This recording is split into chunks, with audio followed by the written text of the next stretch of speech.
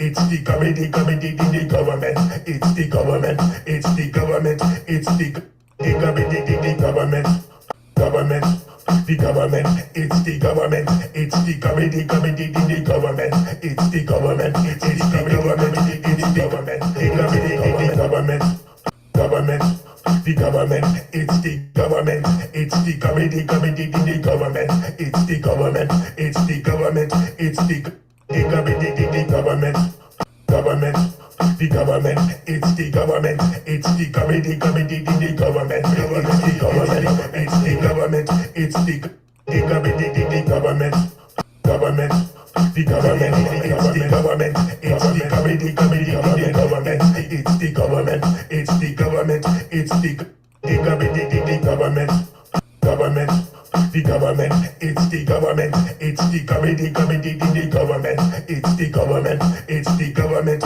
it's the government, government, the government, it's the government, it's the government, the government, it's the government, it's the government, it's the government, government, the government, it's the government, it's the government, the government, it's the government, it's the government, it's the government, government, the government, it's the government, it's the government, the government, it's the government, it's the government, it's the government, government, the government, it's the government, it's the government, the government, it's the government, it's the government, it's the government, government, the government, it's the government, it's the government, the government, it's the government, it's the government, it's the government, government, the government, it's the government, it's the government, the government, it's the government, it's the government, it's the government, government, the government, it's the government, it's the government, the government, it's the government, it's the government, it's the government, government, the government, it's the government, it's the government, the government, it's the government, it's the government, it's the government, government, the government, it's the government, it's the government, the government, it's the government, it's the government, it's the government, government, the government, it's the government, it's the government, the government, it's the government, it's the government,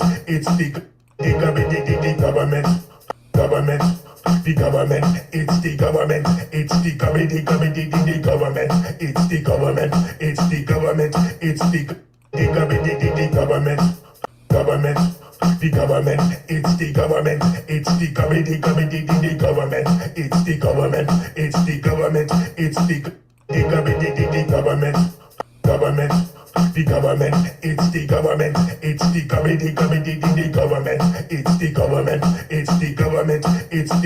government, the government,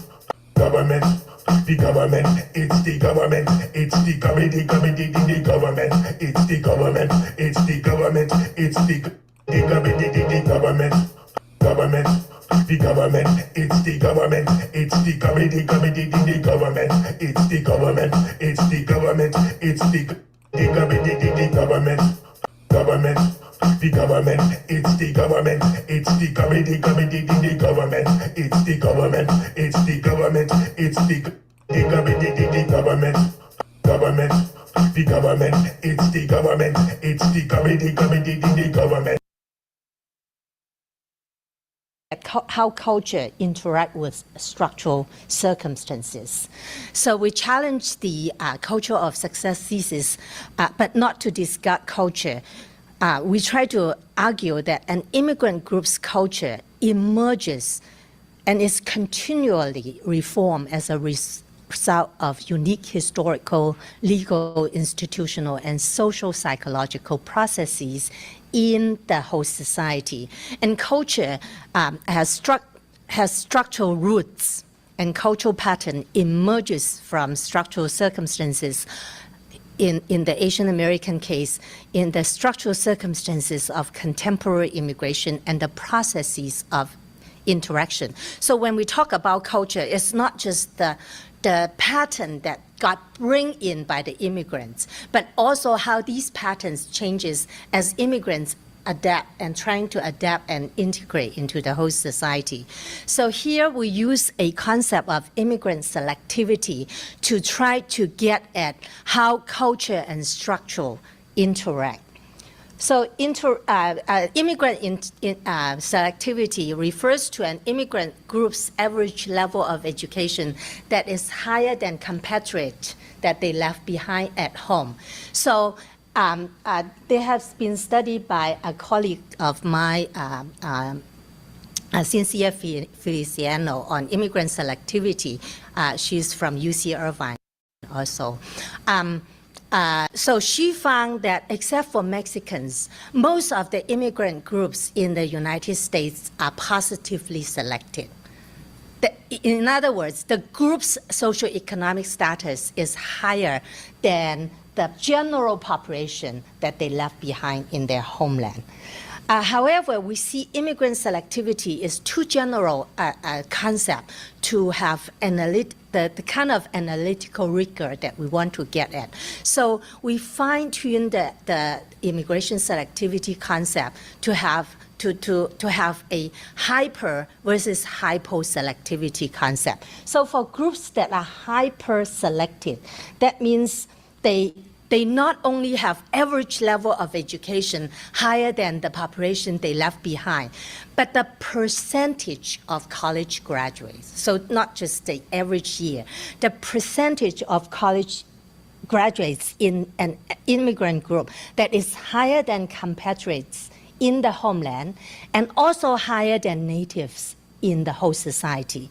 So if a group is hyper-selected, then their pattern of adaptation would be different than if a group is hypo-selected. Hypo-selected means on both counts, they are lower. So in the United States, one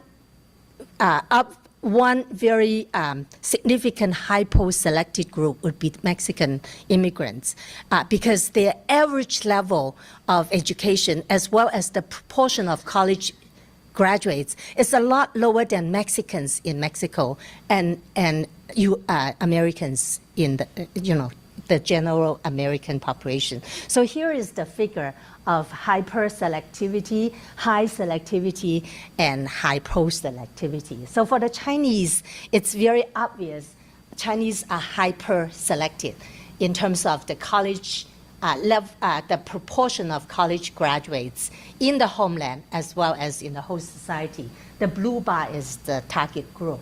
And then Vietnamese, they are high selected. They are like other immigrant groups. So their average level, despite the fact that they are refugees, their average level is much higher than the Vietnamese in Vietnam. However, they are still lower than the average level of education in the U.S. population, right? They are highly selected in that count. But Mexicans, if you are looking at Mexicans, Mexican population is fairly well-educated compared to other developing countries. And then the immigrant group are lowly educated in this case.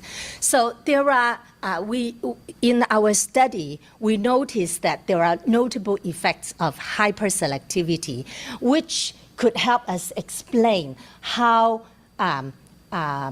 Asian Americans are able to move ahead. So it's not just something innately to the group.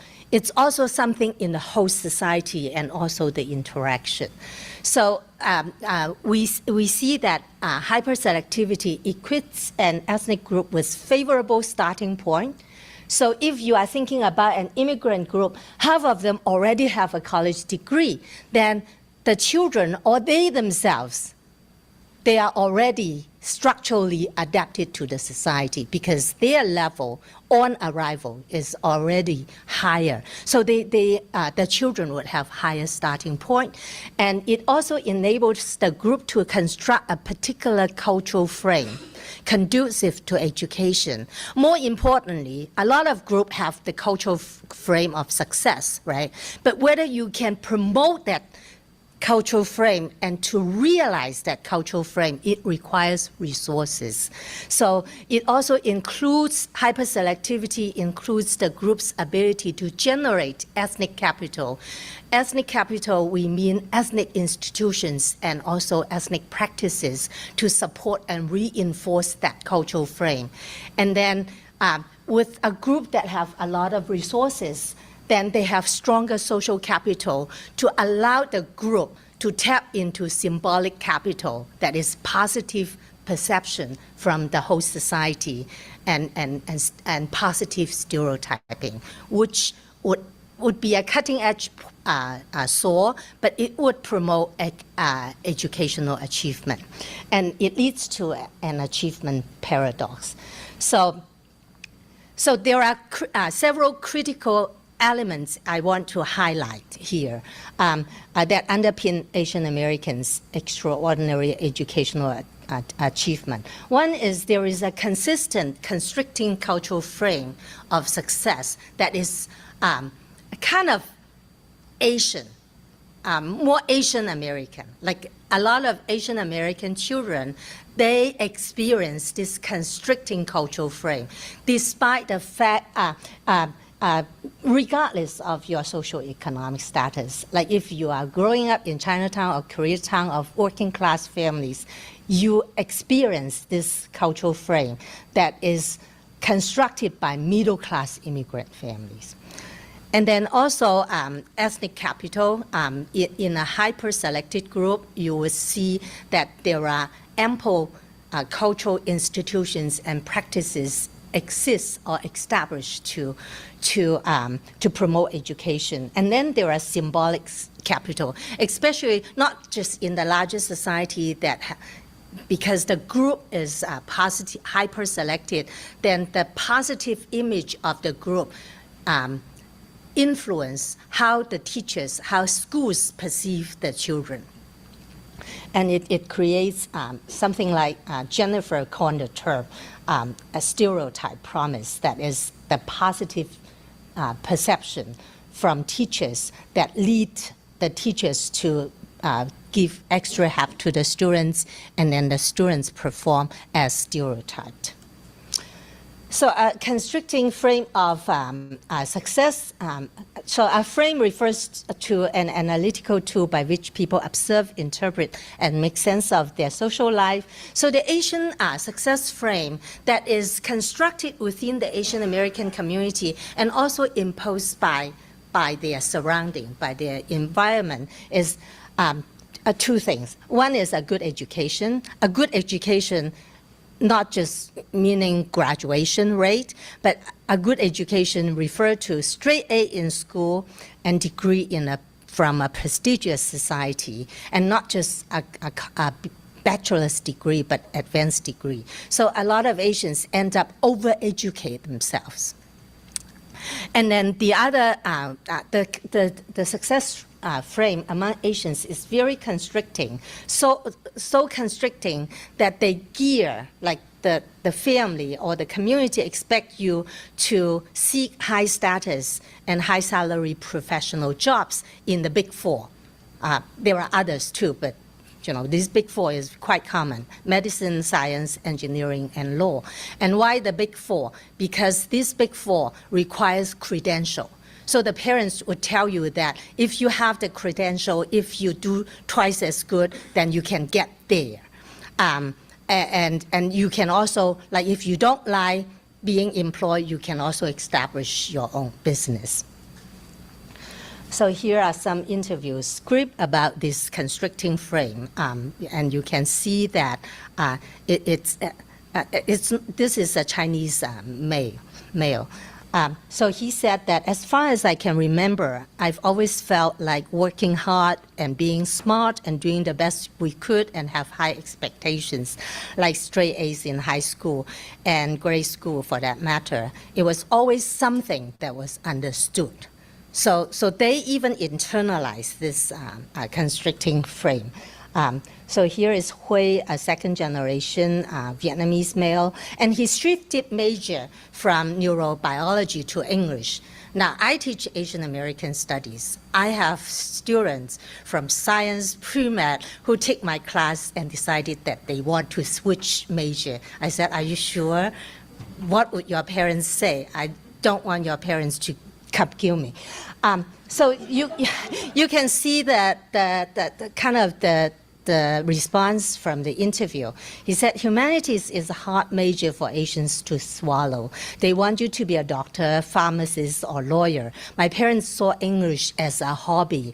It's not going to make you rich. My dad's friend would tell me that I destroy my dad's dream. So getting a good education is also a family honor too. And then when the parents are trying to promote children's education, it's like there are a lot of ethnic institutions like after school tutoring.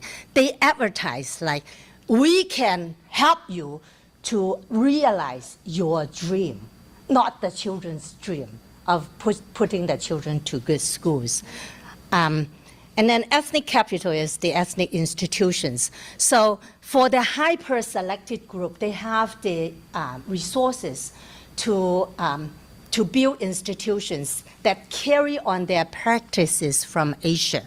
Like in Asia, there is this one entrance examination, college entrance examination that determines your fate for life, right? So there are a lot of after-school tutoring, academic tutoring stuff.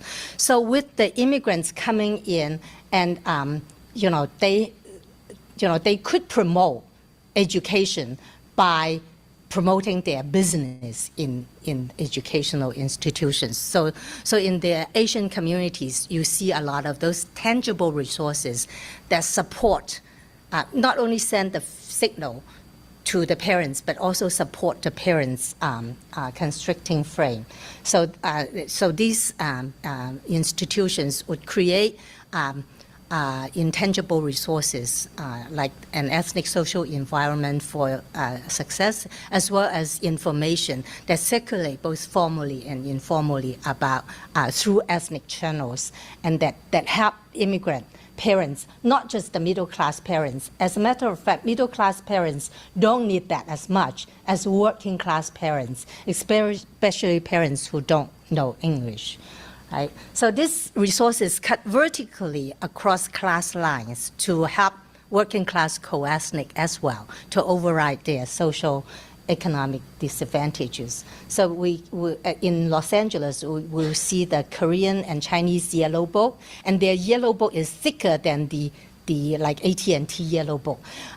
So they have bilingual, and there are a whole bunch of pages on after-school institutions that get advertised. And when they advertise the after-school institutions, they post images about the scholar, and also they post qualification of the teachers, that the teachers are from all these like Harvard, Princeton, Yale, this good school. So here is some image about the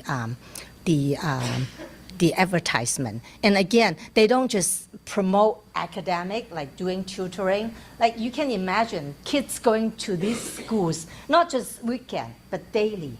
Right? So going to this tutoring to preview, so when the kids go into the classroom, they already know what is going to be taught. And then after that, they have review. And then exam, they have to cram the cram sessions as well. So that makes the Asian kids work twice as hard or 3 times as hard to generate the result. And then some of the after-school tutoring, they start very early. So there is this one. It's very interesting.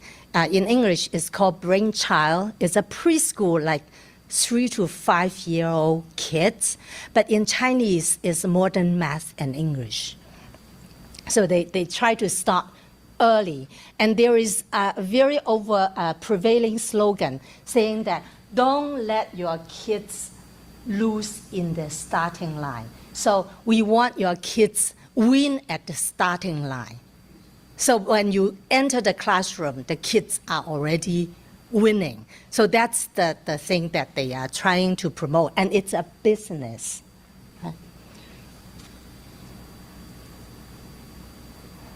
So here is an interview excerpt from Hannah.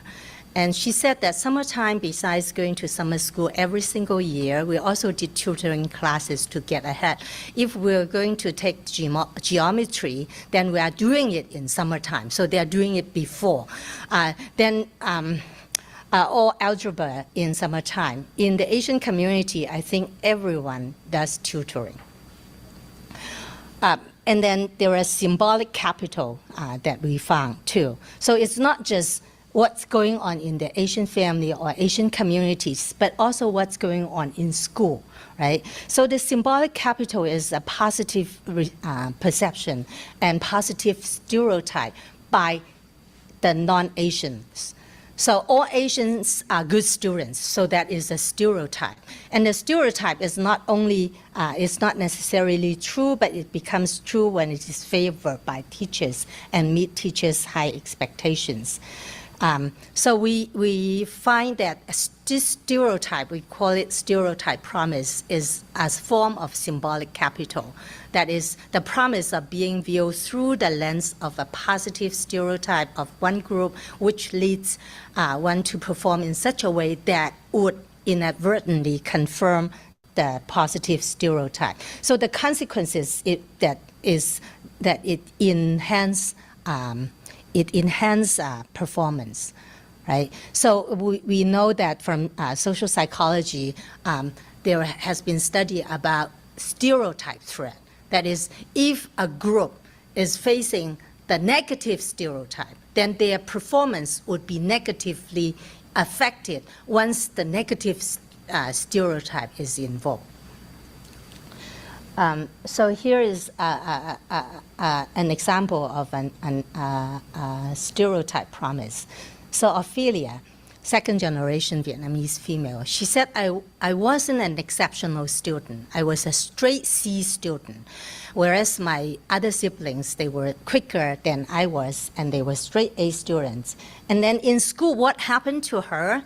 We asked. Once she was placed in AP track, despite the fact when she transferred, despite the fact that she was a straight C student, right? But because the teacher believed that she could do it. So once she was placed into the AP track in high school, something just clicked, she said. And she began to excel in her class. I wanted to work hard and prove I was a good student. I think that the competition increases your desire to do better.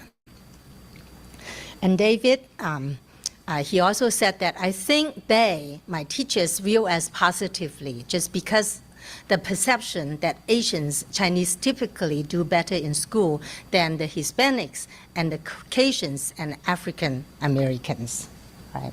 So very quickly, the academic achievement becomes an Asian thing, even in school. So that gets enforced not only by your peers, but also by your teachers. And then you tend to internally reinforce that stereotype and try to meet that expectation as well. Now, we found that the paradox of achievement goals is among Asians is that the more successful are less likely to feel successful than the less successful. That means the more successful, they are not very sure about their success.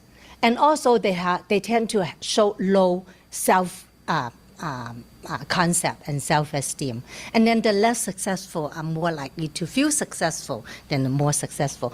So why is it? That is because they are using different frame of reference. They never, like when we interview the kids, they never look up to non-Hispanic white as their frame of reference. Rather, they look at the more highly achieving Asians as their frame of reference. So that puts a lot of pressure both on them and on their parents as well, and that it creates business for the after schools and things.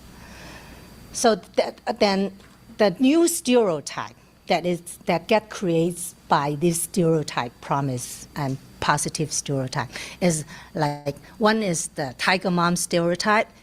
It's suggesting that Asian American achievement is due to overbearing parents.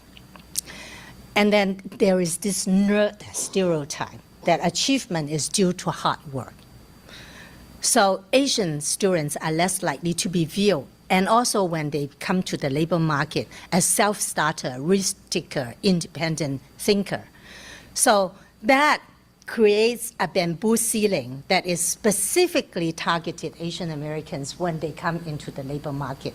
So they don't have problem entering, getting jobs in the professional sector because they are overeducating themselves. But they do have problem when they are trying to move ahead in the labor market. And that bamboo ceiling operates like the glass ceiling that is affecting women and affecting minorities, except that the bamboo ceiling, you can see it, but not very clearly through the bamboo. And also bamboos are very resilient. You cannot break it. So in conclusion, we say culture matters, but not in the mythical way that is intrinsically Asian, and there is no such a thing as Asian culture. And culture of achievement that we experience in Asian America or in America has structural roots. And that structural roots is immigration hyper-selectivity. And it is constantly shaped by a Change America and immigrant and Asian immigration. So hyper-selectivity have consequences, and the consequences is it create a favorable starting points for the children of Asian immigrants. It construct a very constricting cultural frame, and it has the group generate ethnic capital to support the structural frame. And then schools and mainstream societies have a positive perceptions of the groups, which works in certain way, but also it creates new stereotype that would negatively affect Asian Americans as they transition into adulthood. Okay, thank you.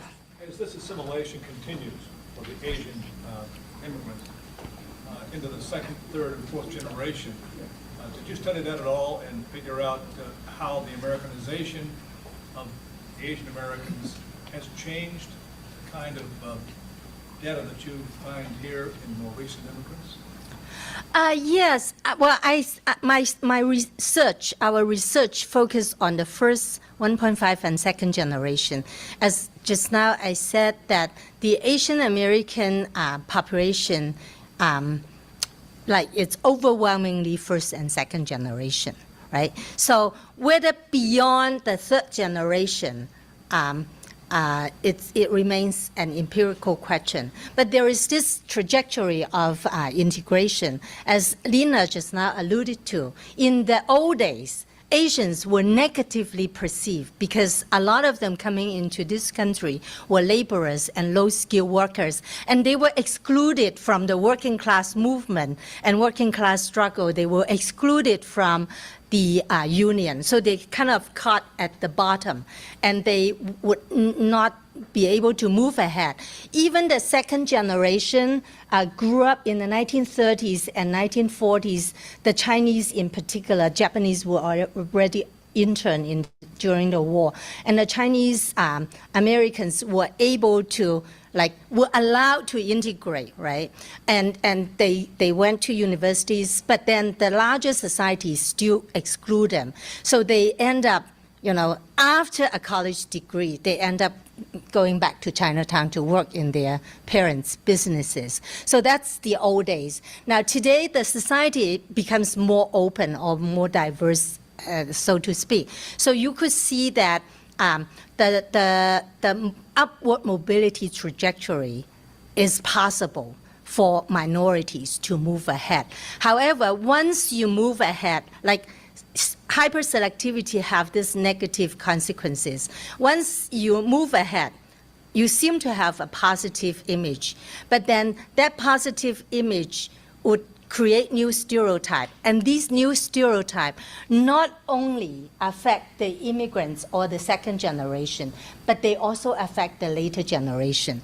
So when you think about the prediction of Asian Americans going into politics, yes, they are the third generation, second generation, they are going into politics.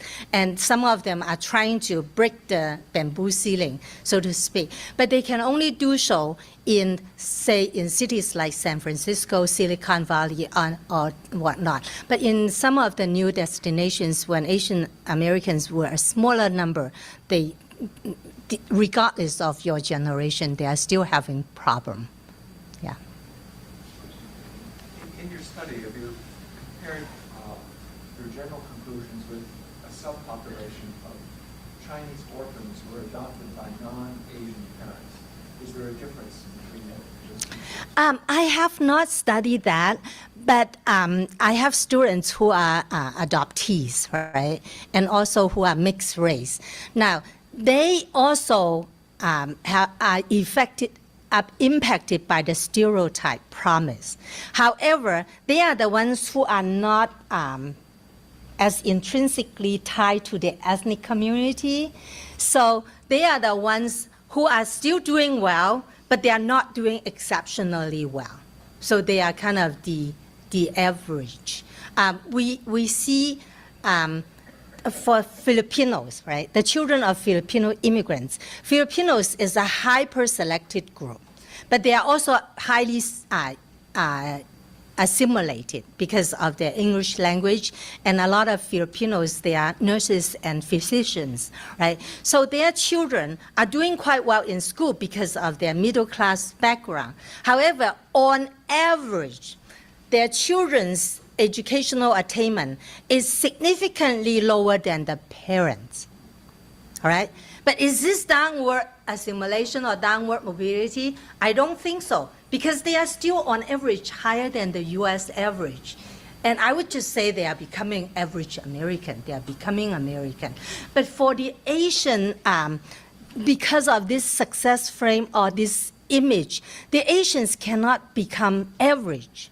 So the kids lament, the Asian, children of Asian Americans, they lament, they want to be like other Americans. How come I have to work twice as hard? How come I have to do so many different things, right? So they yearn for becoming American, but in the community and also pressure from the larger society, they cannot do that. Okay, let's take a 10-minute break. And then Thank you.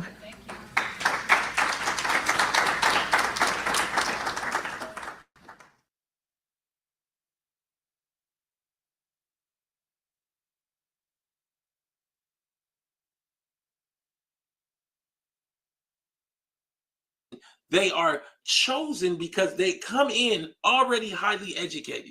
So you have a nation that locked Adolf's American descendants of slavery out of all access to education for hundreds of years, bring in people that are here with degrees in psychology or the like. And then they want to tell us or ask the general pop America, why y'all not doing as well as us? Well, bring the other ones over, the ones that do this with the bread. The ones doing this with the bread. Bring him over. Bring the dude that make the Nike shoe. Bring him. Bring those people. Let's see how culture sets. Okay. Yes, Indian immigrants to the United States are considered hyper-selected. Hyper-selectivity is a term used to describe immigrant groups that are more likely to have college degrees than both their non-migrant counterparts and the host society. They are chosen because so again, we have a nation built on slavery and Jim Crow. It's just what it is. It was almost the entire time of this nation. So people that were brown like us were slaves or locked out. These people waited till that went away, then came here 15 years after and are trying to paint America as if that period didn't build the country. So what he just said right now, MC Fact, was to your point. So that's why I said you got to listen to everything before y'all start chiming in. Listen to where she's going. She's not comparing blacks, FBAs, and Chinese directly. She's comparing, like Fetty was breaking down, she's comparing their culture, their pressure to be smart. She just said the Filipinos come over here hyper-selected, but the children don't match their parents' achievements and in education and in employment. Okay. And it's okay. They become American, they become normalized, right? But she said Asians, because they has this stereotype of always being smarter than everybody else, the children want to be regular American too, but they can't because of the stereotype. Regular American to them is seen as stupid to everybody besides Asian community, because our stereotype is they're smart, smarter than normal. So if they are in your class and they got a B and you got an A, you're gonna look at them like they're retarded. Like you got a B? Oh, okay. All right, you're gonna start popping your own collar. All right, okay, I'm going somewhere. So listen to the message, and she's dropping T on how this is done. She's saying we're hyper selected and we're pressured by our stereotypes to be this way. Just like black people in entertainment. We can't be successful depending on the hype machine. The hype machine doesn't work for us. It works for non-blacks. We got to be Muhammad Ali, Terrell Owens, Ceausescu, Mayweather. We got to talk. Andre Ward is a great boxer, one of the best ever. You will never know about him. You know why? He didn't talk. Terence Crawford, you know about him recently. Why? Because he beat up Errol Spence. Had he never fought Errol Spence, you won't even know who he is. Okay, so when we don't fit our stereotype, which is braggadocious, flamboyant, when we don't do that in entertainment, we're not entertaining. You did, you know the saying, are you not entertained? Well, if that black man ain't talking trash, if Clarissa Shields ain't talking trash, guess what? You're not entertained.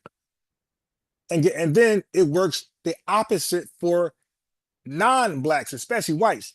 If a white person was to talk trash and try to use that hype, try to build the hype for themselves, it never works for them.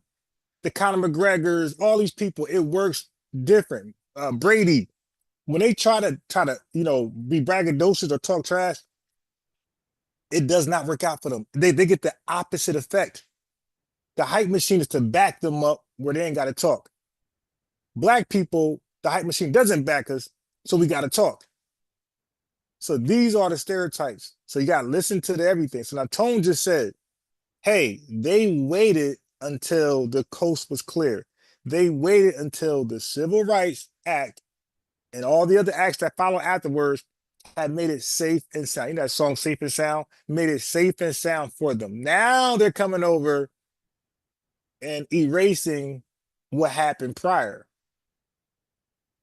All right, so now I got to play it back. Just be patient and listen to the whole live, or most of it, before I start drawing conclusions. Now, let's go.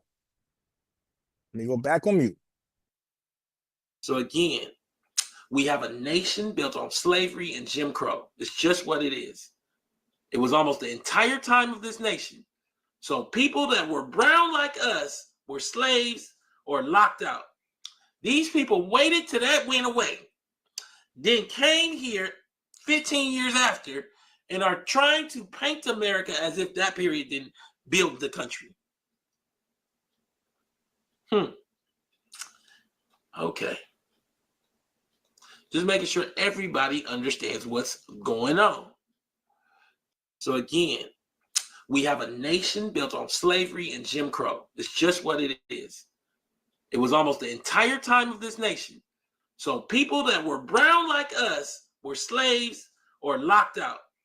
These people waited till that went away, then came here 15 years after and are trying to paint America as if that period didn't build the country.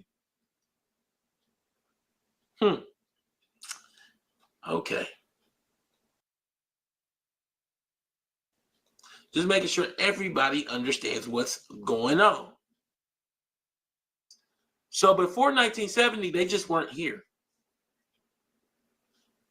So before Jim Crow, they just weren't here. What you see is a boom of them that takes off around 1990. And when I say a boom, I'm not recognizing you till you get to 500,000 people. So you have probably 5 plus about 250 plus 10. I mean, plus another, let's just say 100. They're not even at 1 million people in 1990. Their mass immigration is post 90.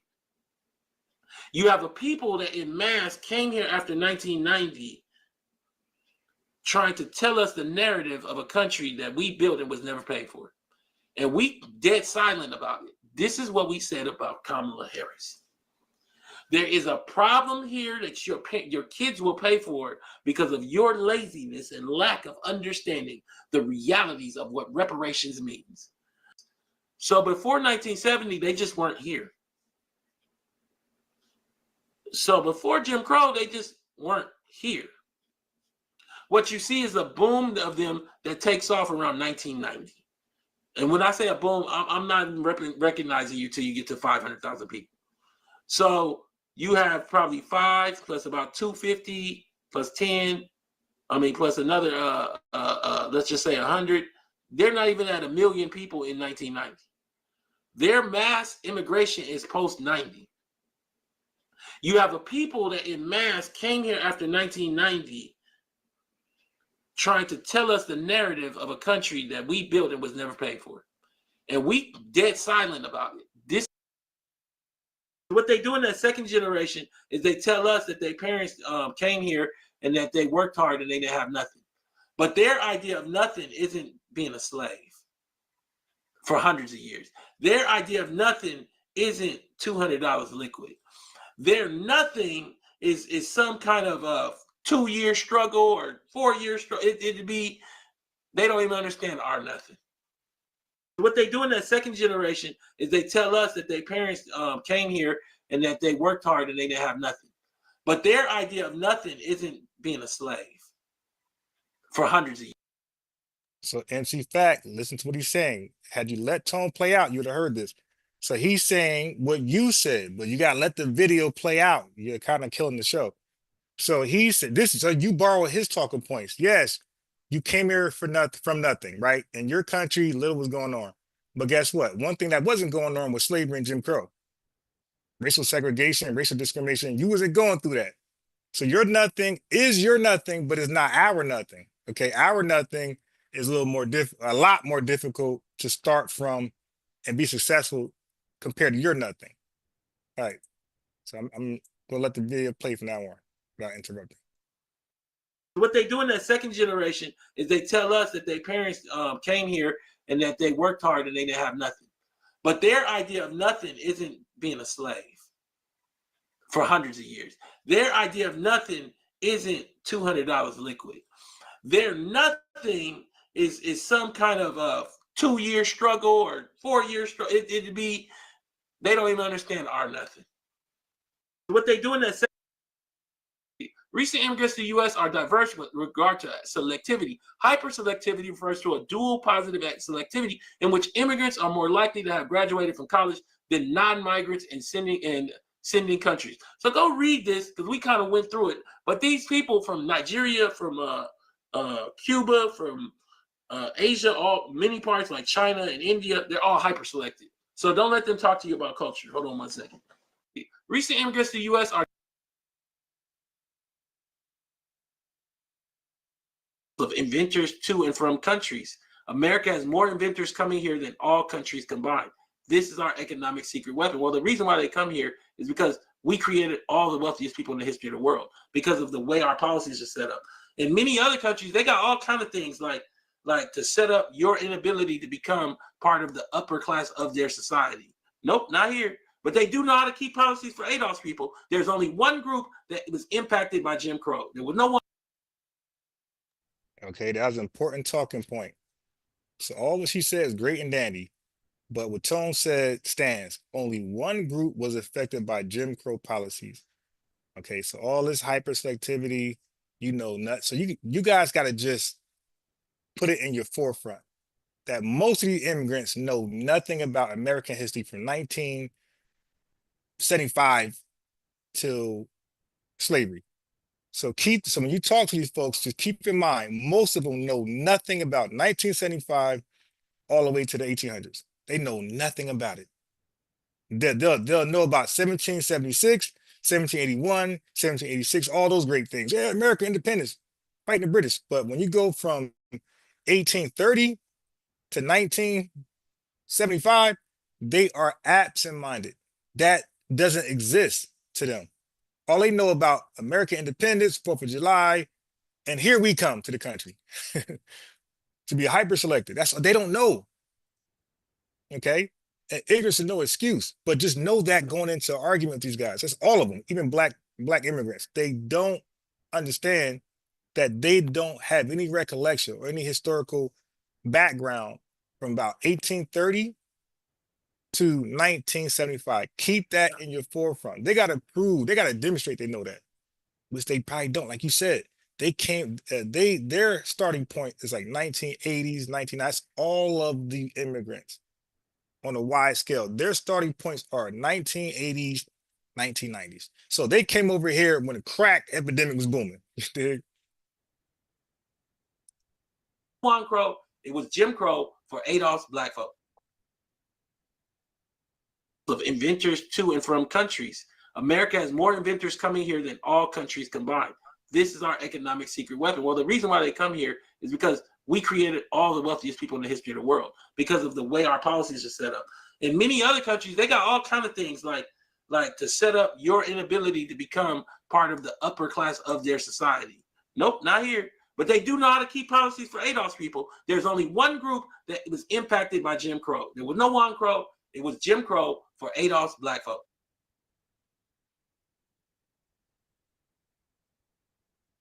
3.6% of Chinese non-migrants report having a college education, whereas 52.7% of Chinese immigrants in the U.S. report having a college degree. So what does that mean?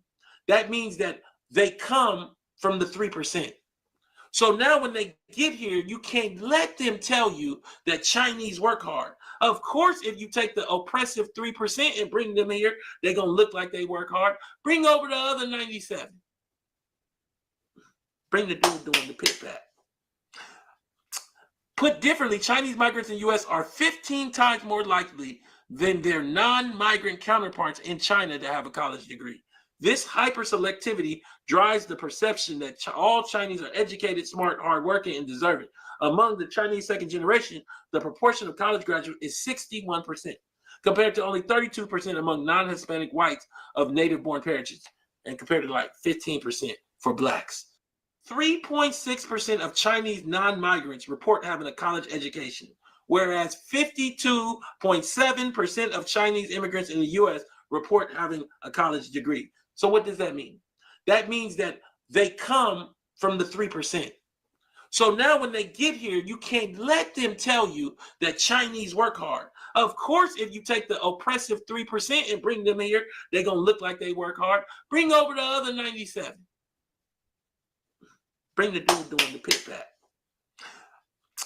Put differently, Chinese migrants in the U.S. are 15 times more likely than their non-migrant counterparts in China to have a college degree. This hyper-selectivity drives the perception that all Chinese are educated, smart, hardworking, and deserving. Among the Chinese second generation, the proportion of college graduates is 61%, compared to only 32% among non-Hispanic whites of native-born parentage, and compared to like 15% for blacks. Ranked at second place out of 177 countries on the 2022 edition of the Human Flight. Okay, so the problem sometimes with hyperselectivity is that now all of the smartest people from the country is competing to come or be selected. They're competing to be hyper selected. So it becomes competition amongst each other to be hyper selected by places like America, UK, and Canada to come over here and build our country. Bring your brains and intelligence over here and help make us better, make us great again. Okay. And as a result, those intellectual properties are not used in their own homeland to bring them up to speed to compete with places like America, right? So it becomes a double-edged sword. Your best minds are not in the country to help build it up. The best minds are leaving, they're hyper-selected, they're leaving, coming to America to help build us up. while they are stuck with the lower tiers, right? The average educated, the laywomen, the agriculture, the laborers. They're left with just that. And you know that they are not the best to build a country up. They're not the smartest to have the ideas and solutions. So it's a double-edged sword because it can cause, in most cases, brain drain, like you're going to read right now. So India is complaining about brain drain. Like, hey, we're sending our best minds to America, and they're like mad, they're protesting. And India, as a result, is suffering. They're using the bathroom on the roads and stuff. So look, so now we're going to talk about Jamaica's brain drain, because they're sending all their best to the United States, UK, and Canada, and nobody's left to fend for Jamaica. And as a result, the government's corrupt, everything, it's just corruption. So you're going to hear the Jamaicans talk about their own brain drain. And so it's brain drain for the country who's sending off their best, and it's brain gain for the country who's receiving their best. So America is a brain gain country. Welcome back to Daytime Live. Now, Jamaica has been ranked at second place out of 177 countries on the 2022 edition of the Human Flight and Brain Drain Index. So the ranking, which is compiled by business and economics website, the globaleconomy.com, assesses the economic impact of human displacement for economic or political reasons and the consequences that this may have on a country's development. The higher the index, the greater the human displacement. Global Economy's website said all of that. Now, Jamaica has a human flight and brain drain index score.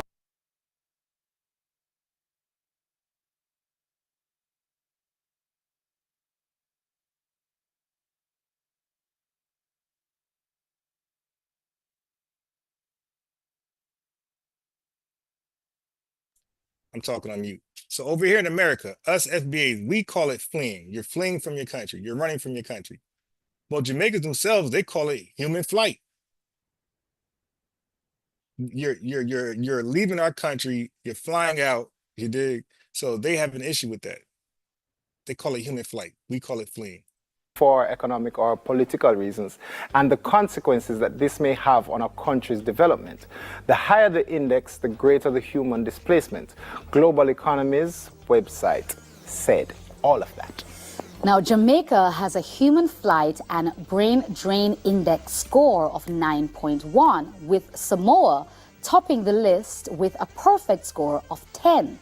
Of note, Global Economy said it arrived at its index indicator for each country by examining available data between 2007 and 2022 from a wide range of sources, including national authorities, the World Bank, United Nations, and the International Monetary Fund. That's the IMF. Interesting, the people that they're getting information from. For that indicator, we provide data for Jamaica from 2007 to 2022. Now, the average value for Jamaica during that period was 7.66 index points, with a minimum of 6.3 index points in 2009 and a maximum of 9.1 index points in 2022. This is what the website said. Now, and there's a quote, the latest value from 2022 is 9.1 index points. Now, for comparison, the world average in 2022 is based on 177 countries, is 5.21 index points, it added. So what they're trying to say is that our brain is drained and we want... Then, you know, your education minister talk about it, so the teacher them a cut and all kind of things happen. Then you have to cut and go earn some US to come back and buy the apartment then. You can't buy it with Jamaica. The 45 million. You can't buy it with Jamaican money. Oh, so your mortgage is only $280,000. It's like, oh, is it? Is it? Yeah, oh, for the one bedroom. Yes. You're like, let me just go check. 1 second. I'm just going to the car to get the card. Just give me a sec. Just yeah, man, it's rough, man. It's rough. It's rough out here. It's rough. Only for people feeling the pinch. And the thing is, too, you know, like, it doesn't matter the circle. Like, I have yet to be in a circle of people that have not been talking about how tight the constrictions are. It's terrible. Yeah. Yeah. But I think what you said is really interesting. I don't know if you want to go into it further, but it's interesting to me where they got their information from, their reference points, like the IMF. You know that World we Bank. owe the IMF like our life. You know, like every person in Jamaica is like owed to them for the next 30 years. And just not like your just that. children just belong to the IMF. Political. You know. So IMF and World Bank, they have What? What? All the Jamaicans belong to the IMF. Run that back, Turbo. you know that World we Bank. owe the IMF like our life. You know, like every person in Jamaica is like owed to them for the next 30 years. And Just not like your just that. children just belong to the IMF. political. You know. So IMF and World Bank, they have specific political and economic restrictions and conditions that must be kept Yes. during the loan period. yes. So, you know, you wonder, you know, what these requirements lead to. You Yeah. wonder if these situations are not as a result of these very same restrictions that they implement. No, you don't have to wonder because we were told, if memory serves, this is not my area, people, so just talk to us. That because we borrowed so much money, we were informed as to how many schools we can build, Right. how many hospitals we can build. Right. Can we use the money for the roads? So a lot of things that Jamaicans are like, we need help with the roads, we need more hospitals, we need more this, we need more that. We can't do because of restrictions that were placed on us by these very institutions. So it's so interesting that they're commenting on this and saying, well, Jamaica is definitely... Do you own your own home in South Carolina, but still rent your electricity? For a limited time only, homeowners in specific zip... Yeah, you know what I mean? The thing is, I am not versed enough in politics or economics to properly speak to any of these situations, but it looked like foolishness to me. It's more simple. Hello, good morning, guten Morgen, mic check 1, mic check 2, chicka, chicka, chicka. Guess what, we're back on the inside of Sunrise and we're gonna take a moment to tackle the brain drain debate. Is the grass always greener on the other side or is it greener where you water it? Ha! And is leaving Jamaica for better opportunities abroad a necessity for survival or is it a betrayal of the country's growth? Well, check this out. I want to know what is brain drain. So, brain drain in layman terms is when a country is losing its most important resource, which is the people, to another country in search of like better opportunities, better standard of living and so on and so forth. So this has been happening to Jamaica for a while now. Do I defend the people that are leaving? I'm going to tell anybody that if you see a better life anywhere in the world, regardless of the love you have for that country, go there. Seek a better life. I did everything the right way. I went to high school in Jamaica, got all my subjects. I went to University of the West Indies in Jamaica, got my degree, and then I left. What is happening right now? Why people are fleeing? If the poverty index so wide, if the probability of me being successful at something is so wide, if my biggest task is a plumber, if I am a great plumber, there is a ceiling for me where that is it for me and plumbing. Because one, me not come from uptown, me not know the links them for getting because our links run Jamaica and a qualification.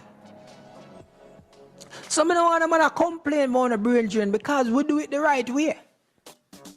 Anybody where talk about that, the smart people them, people were qualified in a Jamaica, teacher, lawyer, doctor.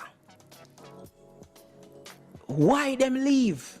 Them leave because them not getting enough. No. What are you guys doing to make it better for them so them don't leave? Don't say them a coward or don't say them shouldn't do that. Oh wow! All right. Well, Dale's very passionate there, Yeah. and had some salient points that I know there are many persons who are in agreement with what he's saying. But joining us to discuss and ventilate this issue on My Check this morning is someone who is very passionate about this topic. I want you to welcome Mr. MP to the G himself, Miss Pearlie Grandson. Good morning to you. Good morning to you, my love. How are you doing today? I am magnificent, and how are you doing? I am very well, thank you. You're magnificent shows. Very well, very well. As a man who left, as a man who and that's it. Well, I'm not gonna say you contributed to the brain drain, but because you went and you saw opportunities and you made the most of them. Tell us where you sit on this issue as someone who you emigrated, bright, yeah, and you leave. You left. Do you see yourself as a Judas or as somebody who's smart? Betrayal of the country's growth, really? How do you see it, MPG? I would see myself as a Judas if the opportunities that are offered to me abroad were afforded to me at home. I would see myself as a Judas if the opportunities that were offered to my special needs child abroad were offered to me at home, to her at home. When it comes on to the issue of brain drain, I think at the surface, people generally associate better with overseas. But as you go deeper, you'll understand that the people's situations vary. And every single person who pack a bag and go on an aircraft and go abroad, their experience is almost like a fingerprint. When I tell you I have experiences for myself, 5 teachers teaching in the same school from Jamaica, and we are all walking 5 completely different journeys. It varies from person to person. Yes. It is not a betrayal. People are looking for better for themselves and their families. Yes. And you cannot blame people for that, because as animals, biology teacher now, survival mode and self-preservation is our natural instinct.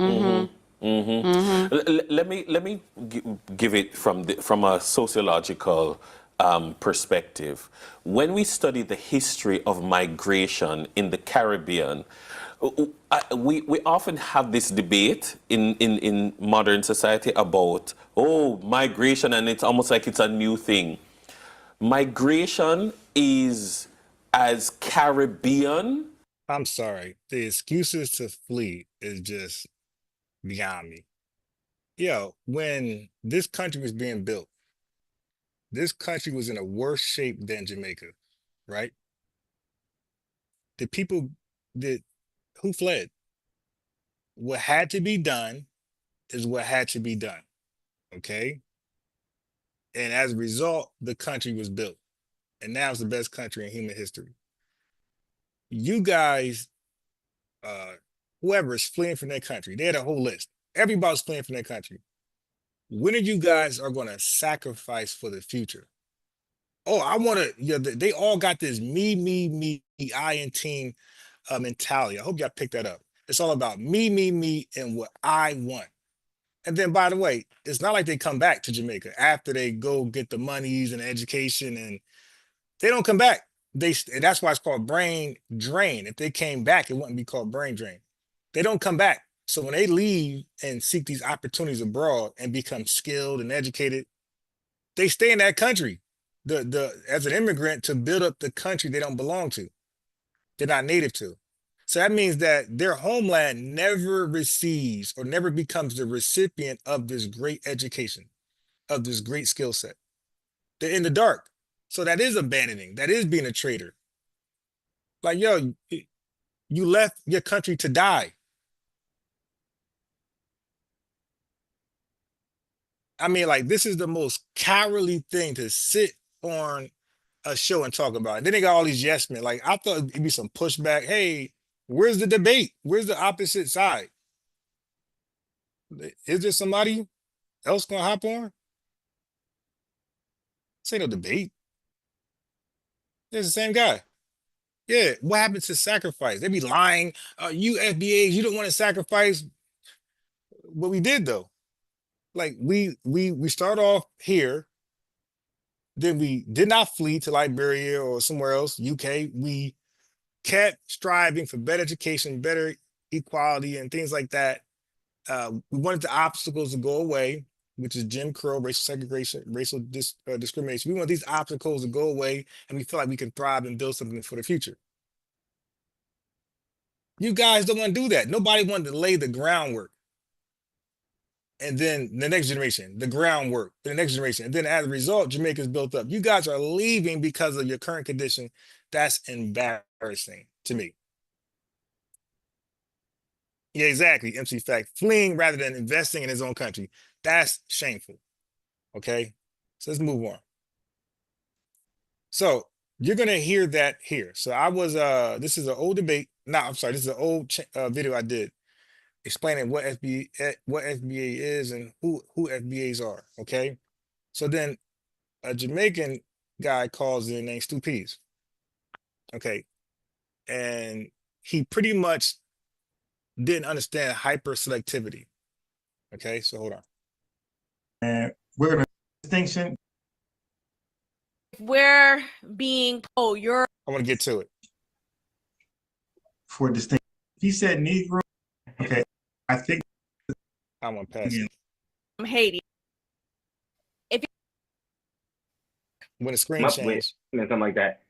We're no immigrants. Oh, yeah, I got it. Okay. We're so black. Okay. When trying to make. They just see black. Hey, yo. Okay, so my ex-architect called in. This is when we're going to get into all this content. Here we go. What the hell point is she making, bro? Yeah, I think that she's trying to make it, she's trying to generate a reason for that Tariq Nasheed and them never came up with for the delineation. Like, oh, you're trying to make it seem like we're getting preferential treatment, something like that, when it's simply being used as an ethnic identifier, something to make distinction between the various blacks that exist now in the United States. Because prior to the 1965 Immigration Act, 99.99% of the blacks in America were black people who descended from black people that went through slavery. There were no immigrant blacks over here in significant number, you know? Yeah. But I don't think that they understand that. Bro, 1940 to 1960, Puerto Ricans were brought in. Bro, Maryland, all type, Florida, New York, but like they were spread out. They were spread out. 1940, 1960s, right? Jamaicans, guess when they started to like populate, when they brought them over here? Guess what year? What year? 60s. The what? 60s. No, that's not true. They came in. So what I was trying to say is like they start to show up, not in mass. So not, I might have botched that. So they started to show up around the 60s, but they did not mass until the late 80s, early 90s. So that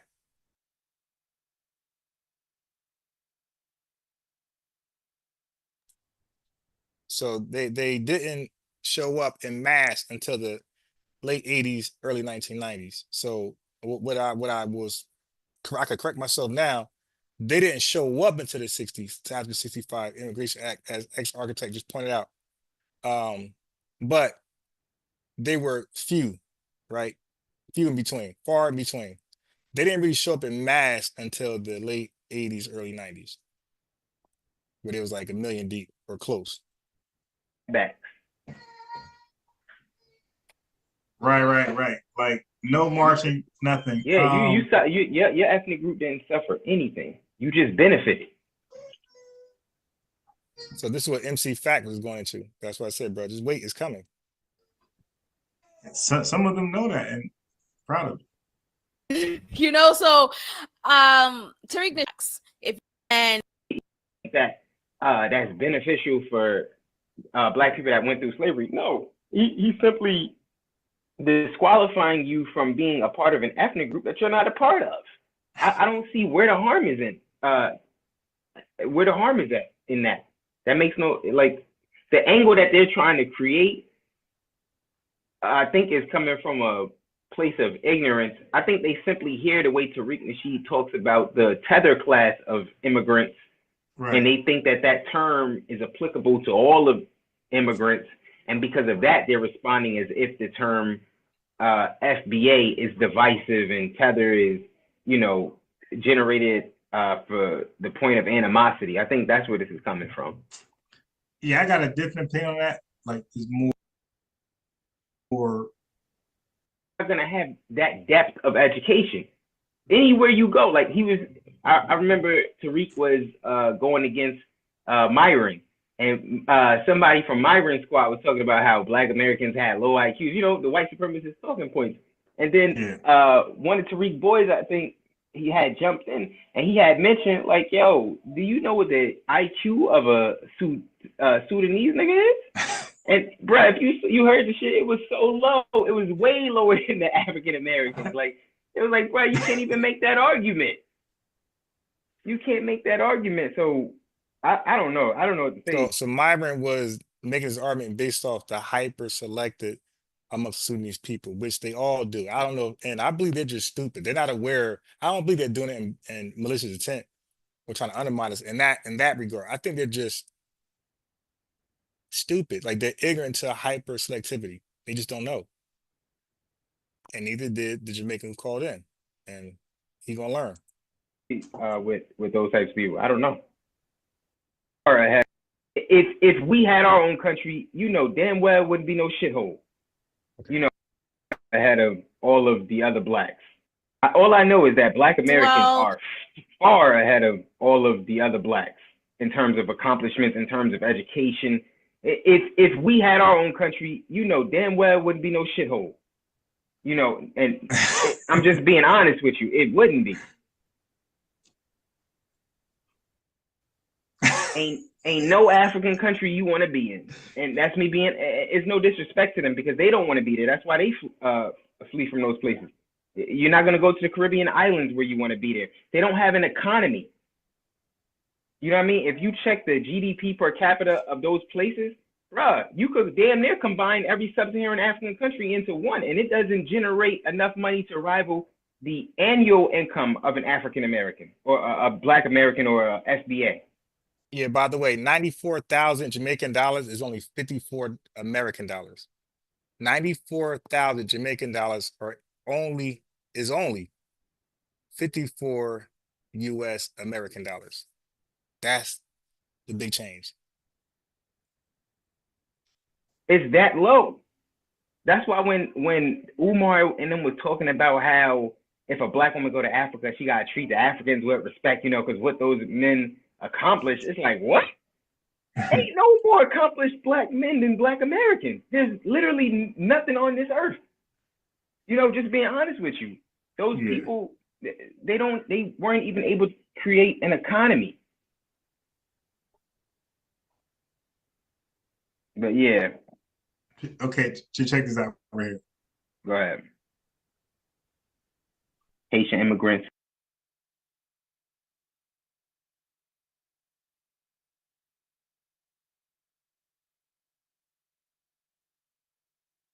They don't speak for everyone.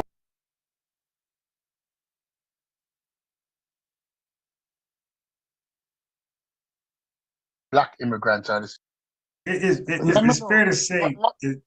Let me know when I can rebut. All right, let me know when I can rebut. Yeah, 1 second, Stu. I want to play one more small clip. I'm gonna say that sound like Stu. That sound like Stu Pease. Don't understand fleeing. Her family didn't come here to fight. No, clearly. that's the. All right, come on. Come on.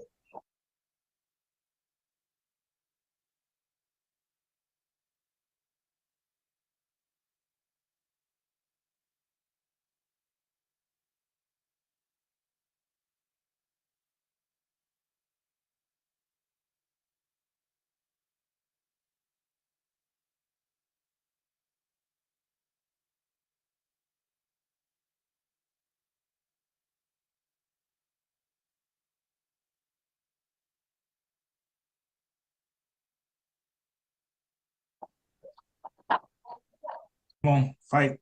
Here we go. Don't know that shit. You deal. I have no. Okay. So now That's let's move crazy. forward. That's crazy. That you clear, and another thing you gotta understand, Bias, when you deal with the immigrant Blacks, they do not have a comprehensive comprehension of American history. A lot of us don't know that shit. They don't know, like, they don't know how things came to be. Can I speak now? Risking your life. All right, dude, can I speak? I've heard you spoken. Can I address that illiterate? Yeah, that's Stu. Go ahead, Stu. Peace. Let me address that illiterate young lady. Because, first thing, it is unfortunate that when you look at a black immigrant, you tend to group all immigrants in the same basket. Just like how people tend to group all Hispanics in the same basket. It's not. You mean how Jamaicans and the people of the Caribbean and the people from the continent of Africa group up all FBAs in the same basket? Like, what are we talking about here? All Hispanic is the same Hispanic. It's not all black immigrants are the same immigrant. You have immigrants from Africa, you have immigrants from the Caribbean, you have immigrants from South America, you have immigrants from all over the world who happens to be black. Yeah. No, this young lady is Haitian. And unfortunately,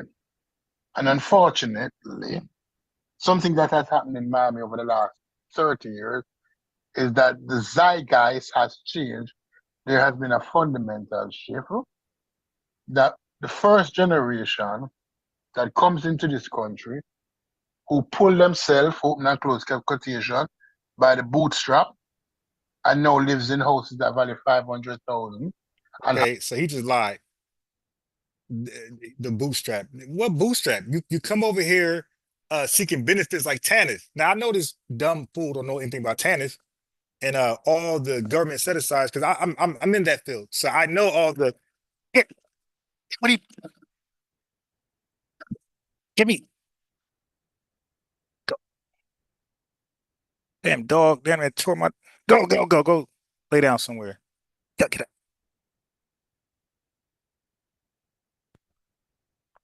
Okay, so I'm aware of all of the housing assistance they get, the cash benefits they get.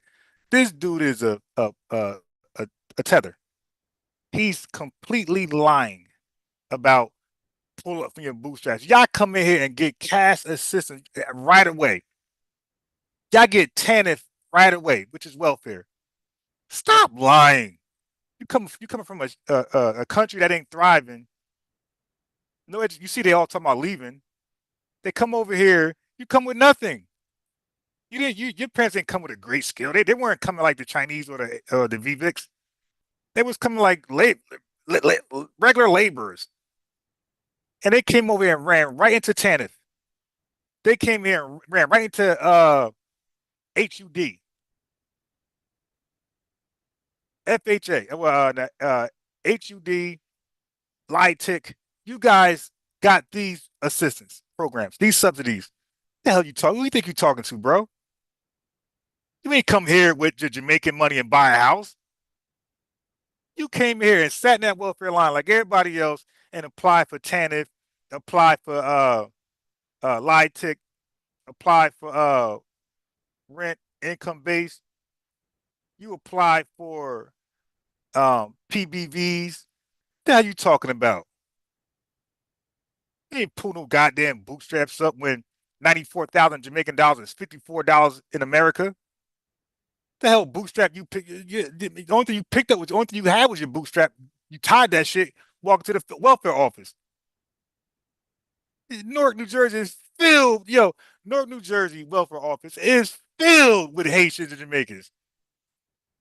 Which one of them pulled up their bootstraps and got up in the mud?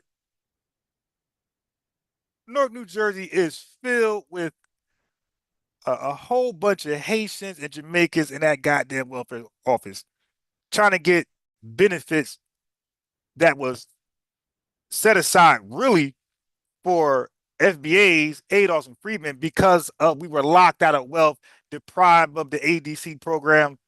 When welfare came our way, it had strict stipulations that was not there for white women. What the hell are you talking about?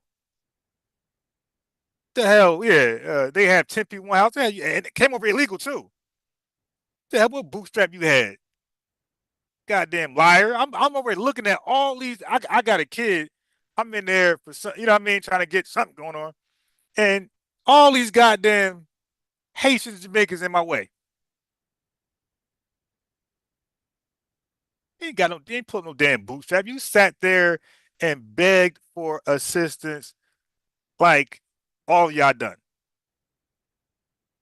Like, see, I missed this because it was late, and you see, you see, when you look at me, I got a cup in my hand. I'm drinking a little something, and it's late. So I ain't the most cognitive at this point. So this is all miss me.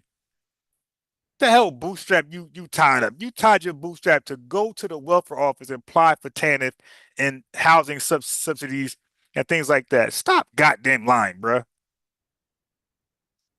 Children, their children now become me Negroes instead of we Negroes.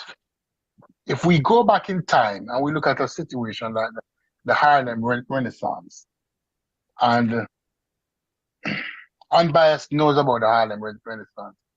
The Harlem Renaissance was in the 20s when black people from all over America and all over the world came to Harlem. Okay, that's another lie. Black people from all the world came to Harlem. This dude is lying. Again, don't forget. Most immigrants don't know American history from 1975 back to 1830. So I expect him to just lie and say there was this diaspora reconnection, this reunion in Harlem. Like, dude, this dude is flat out lying, bro. Yo, they had 1924 Immigration Act. They had the 19 this Immigration Act. They had the 1917 they had the 1924 Immigration Act, the 1917 they had all these immigration acts to limit non and they even had these for white people in certain European countries. They didn't want a lot of non-Europeans that came. They wanted Europeans to. I forgot it was North Europe, but they wanted particular Europeans here. They didn't even want Southern Europeans or Eastern. They wanted They didn't want the Slovenians. They wanted particular Europeans here, probably from France and things like that. They did not want all Europeans here. They had these immigration actions for that, and they damn sure ain't want no damn Jamaican here. So this dude is just lying about the Renaissance 1920. Okay, what about the 1924 Immigration Act? What are you talking about? 1917 Immigration Act. It was to keep you out in mass. Y'all came over here for agricultural purposes only, and when y'all got done serving that, y'all went right back to Jamaica. And made a fundamental change. They develop an attitude of how black people shall move going forward. Yeah. Listen, this is wild. That I'm like, listen to this, correctly for the first time. Not no liquor. And this dude just lying. Now, these black people that you see, these Haitians, they don't speak for everybody. They speak for themselves. No. Because when you see a white racist spewing racism epithets towards FBAs, we don't look at them as lone wolves. See, that's the thing. Non-FBAs, they want to look at their race soldiers as lone wolves. But when you have a King Von surface from FBA culture, y'all want to paint us all as that. So this guy's a goddamn liar because he just said earlier, or the next live, he said, when I can go back and show you, I did before, where a lot of the people from the Caribbean and the continent of Africa, they say they hate FBAs because they watched movies. They said they hate FBAs because their parents told them an anecdotal story that they didn't experience themselves. So he just contradicted himself. He's saying you can't look at one person and judge the broad. When, bro, you watch 3 movies and judge 43 million people. You listen to your one mama and you judge 43 million. So this is just speed. Again, when it comes to non-FBAs, they apply the lone wolf theory. It ain't all of us, just that one Jamaican, just that one white person from the South, just that one Latino, just that one Vivek. It ain't all of us. But when it comes to FBAs, if one do something, y'all all Ricky Rosses. A few smoke crack, y'all crackheads. Y'all judge us by the minority, but you try to draw the line where we can't judge you by the minority. That's a damn lie. She is giving it up how most of y'all feel, if not minimum half. I ain't buying it. What you having now is a red pill argument in the black community. Something similar to a red pill argument, where successful black people want to ingratiate themselves closer to white level of thinking. Okay, now you see how he's able to talk freely. We're trying to hear him out, understand him. Nobody's cutting him off. Okay, because that's FBA culture. You dig? We're kind of respectful. Yes. Okay. We're kind of respectful. Definitely more respectful than others. They're not thinking black anymore. It's not a matter of us versus them. It's not a matter of me and we. So, as I said, I'm in Seattle. It's a gang of Africans, Ethiopians in particular. They have programs just for them as well as our food housing programs. Exactly. What do you think you talk? I work in this. I know who's coming in with, and we know if you're a U.S. citizen. We know if you're coming from. Oh, yeah, he's right there. You got to put it down. Like, stop. A whole boatload of these guys getting housing assistance, food assistance, cash assistance. And yes, they got to, and again, we see all the assistance they had. We see TANF there. It's a matter of me. She's a mean Negro. And you cannot use a mean Negro to determine the outlook of every Negro that you see. Because we never normally operate like that. She's a mean Negro.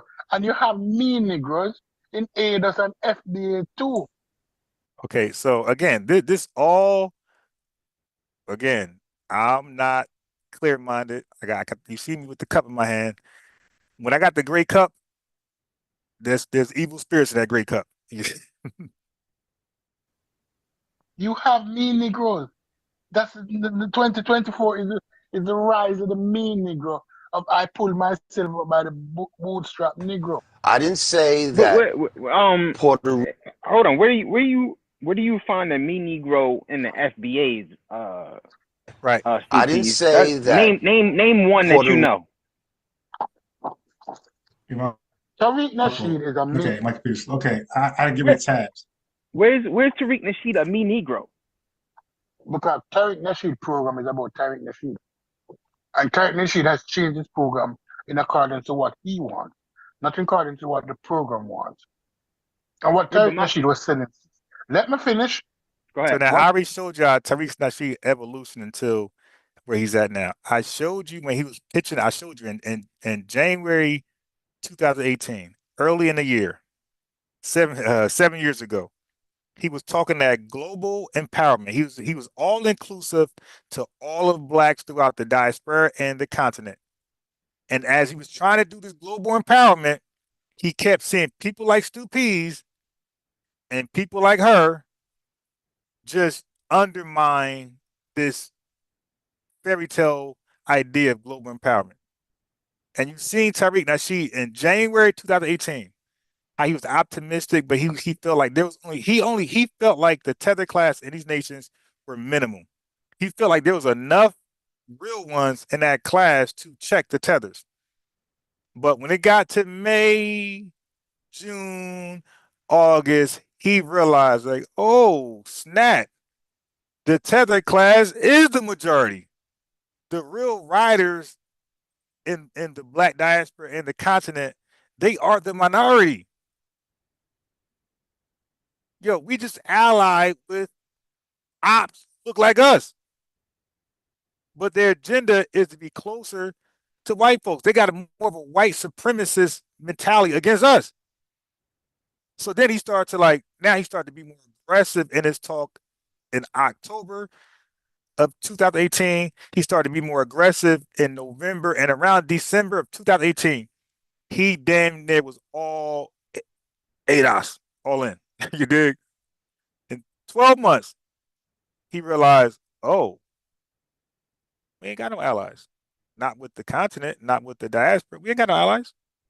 These guys are on team white supremacy. I got a whole bunch of clips from his videos. You can see the evolution in his mindset, how he evolved out of the global black empowerment movement and came into this shit, man. It's all about ADOS, unfortunately. And he was saddened by the reality. So people hate Tyree. They could fix the narrative, change it, because they have this projection against FBAs and it's internal, and they can't explain where it comes from. Just like white supremacists, they have this deep-rooted hatred towards FBAs, and they can't explain why it's there. And some Latinos, and some Indians, and some Asians, they got this deep-rooted and seated hatred towards FBAs, and none of them can tell you where it stems from. So therefore, we can't help you, and you can't help yourself. So it's going to always be up. What Tariq Nasheed was selling 6 months ago. What Tariq Nasheed was selling 3 months ago. Right, Paul Gang. Blacks aren't drinking the Tether Kool-Aid anymore, and that's the problem. Right. Now that they know that this ain't something you could just join. This ain't the Moorish nation. This ain't the Hebrew Israelites. This ain't the Nation of Islam. All these black predominant groups that's all inclusive. This is not the new YBNs. All this type stuff. This is not nothing to join. You got your flag. We got our flag, and that's the line. And that is killing them. Like, oh my God, we can't cosplay and assimilate. Oh my God, oh. It's totally different than what Tariq Nasheed is selling today. Okay, Am describe it. I don't need to describe it. You go and read. Don't come out. No. All right. So he made a claim, right? And we know you got to source up. He said Tariq was selling something yesterday that he's not selling today. So X, the architect, was like, well, explain, like, make the point. And like a lying tether, a deceptive tether, he said, I don't need to prove it. I could just, you know. I said so. So it's true. That is a white supremacist attitude. I said so, so it's true. And he just said that. I said Tariq did this and didn't do that. Can you prove? Can you show an example how he selling this? I don't need to. So it's basically white supremacist talking point. I said so, so it's true. Don't do that. You just said he was selling something different. So what was he selling then that's distinct from what he's selling now? What that shows me is that you're a cult member and not an individual thinker. Okay, so instead of addressing the question, now he made ex-architect a Tariqite, where he's just team Tariq Nasheed no matter what, because he asked a legitimate question. He said, "Yo, explain how he was this, and now he's that, and they oppose each other. Explain that." And he doesn't do that. Instead, what Tethers normally do is they start attacking you personally. Tariq, how much money you got? How much your house is extremely huge. Your wife, what is she mixed with? See, all this personal attacks instead of addressing the talking points. This is and they're called time wasting tethers for a reason. And this is an example of that. Because if you're saying to me that I need to describe to you that Tariq Nasheed arguments are the same that it was 6 months ago, I won't have a conversation with you. If I'm unfamiliar with what he was selling, I'm not as familiar with Tariq Nasheed as you may be. So I'm asking you, can you distinguish what from then is different from now? That's all. And I also used to go and do your research. So he tells him to go do his own research. So again, y'all all hearing this.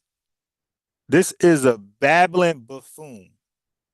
This is a babbling buffoon tether.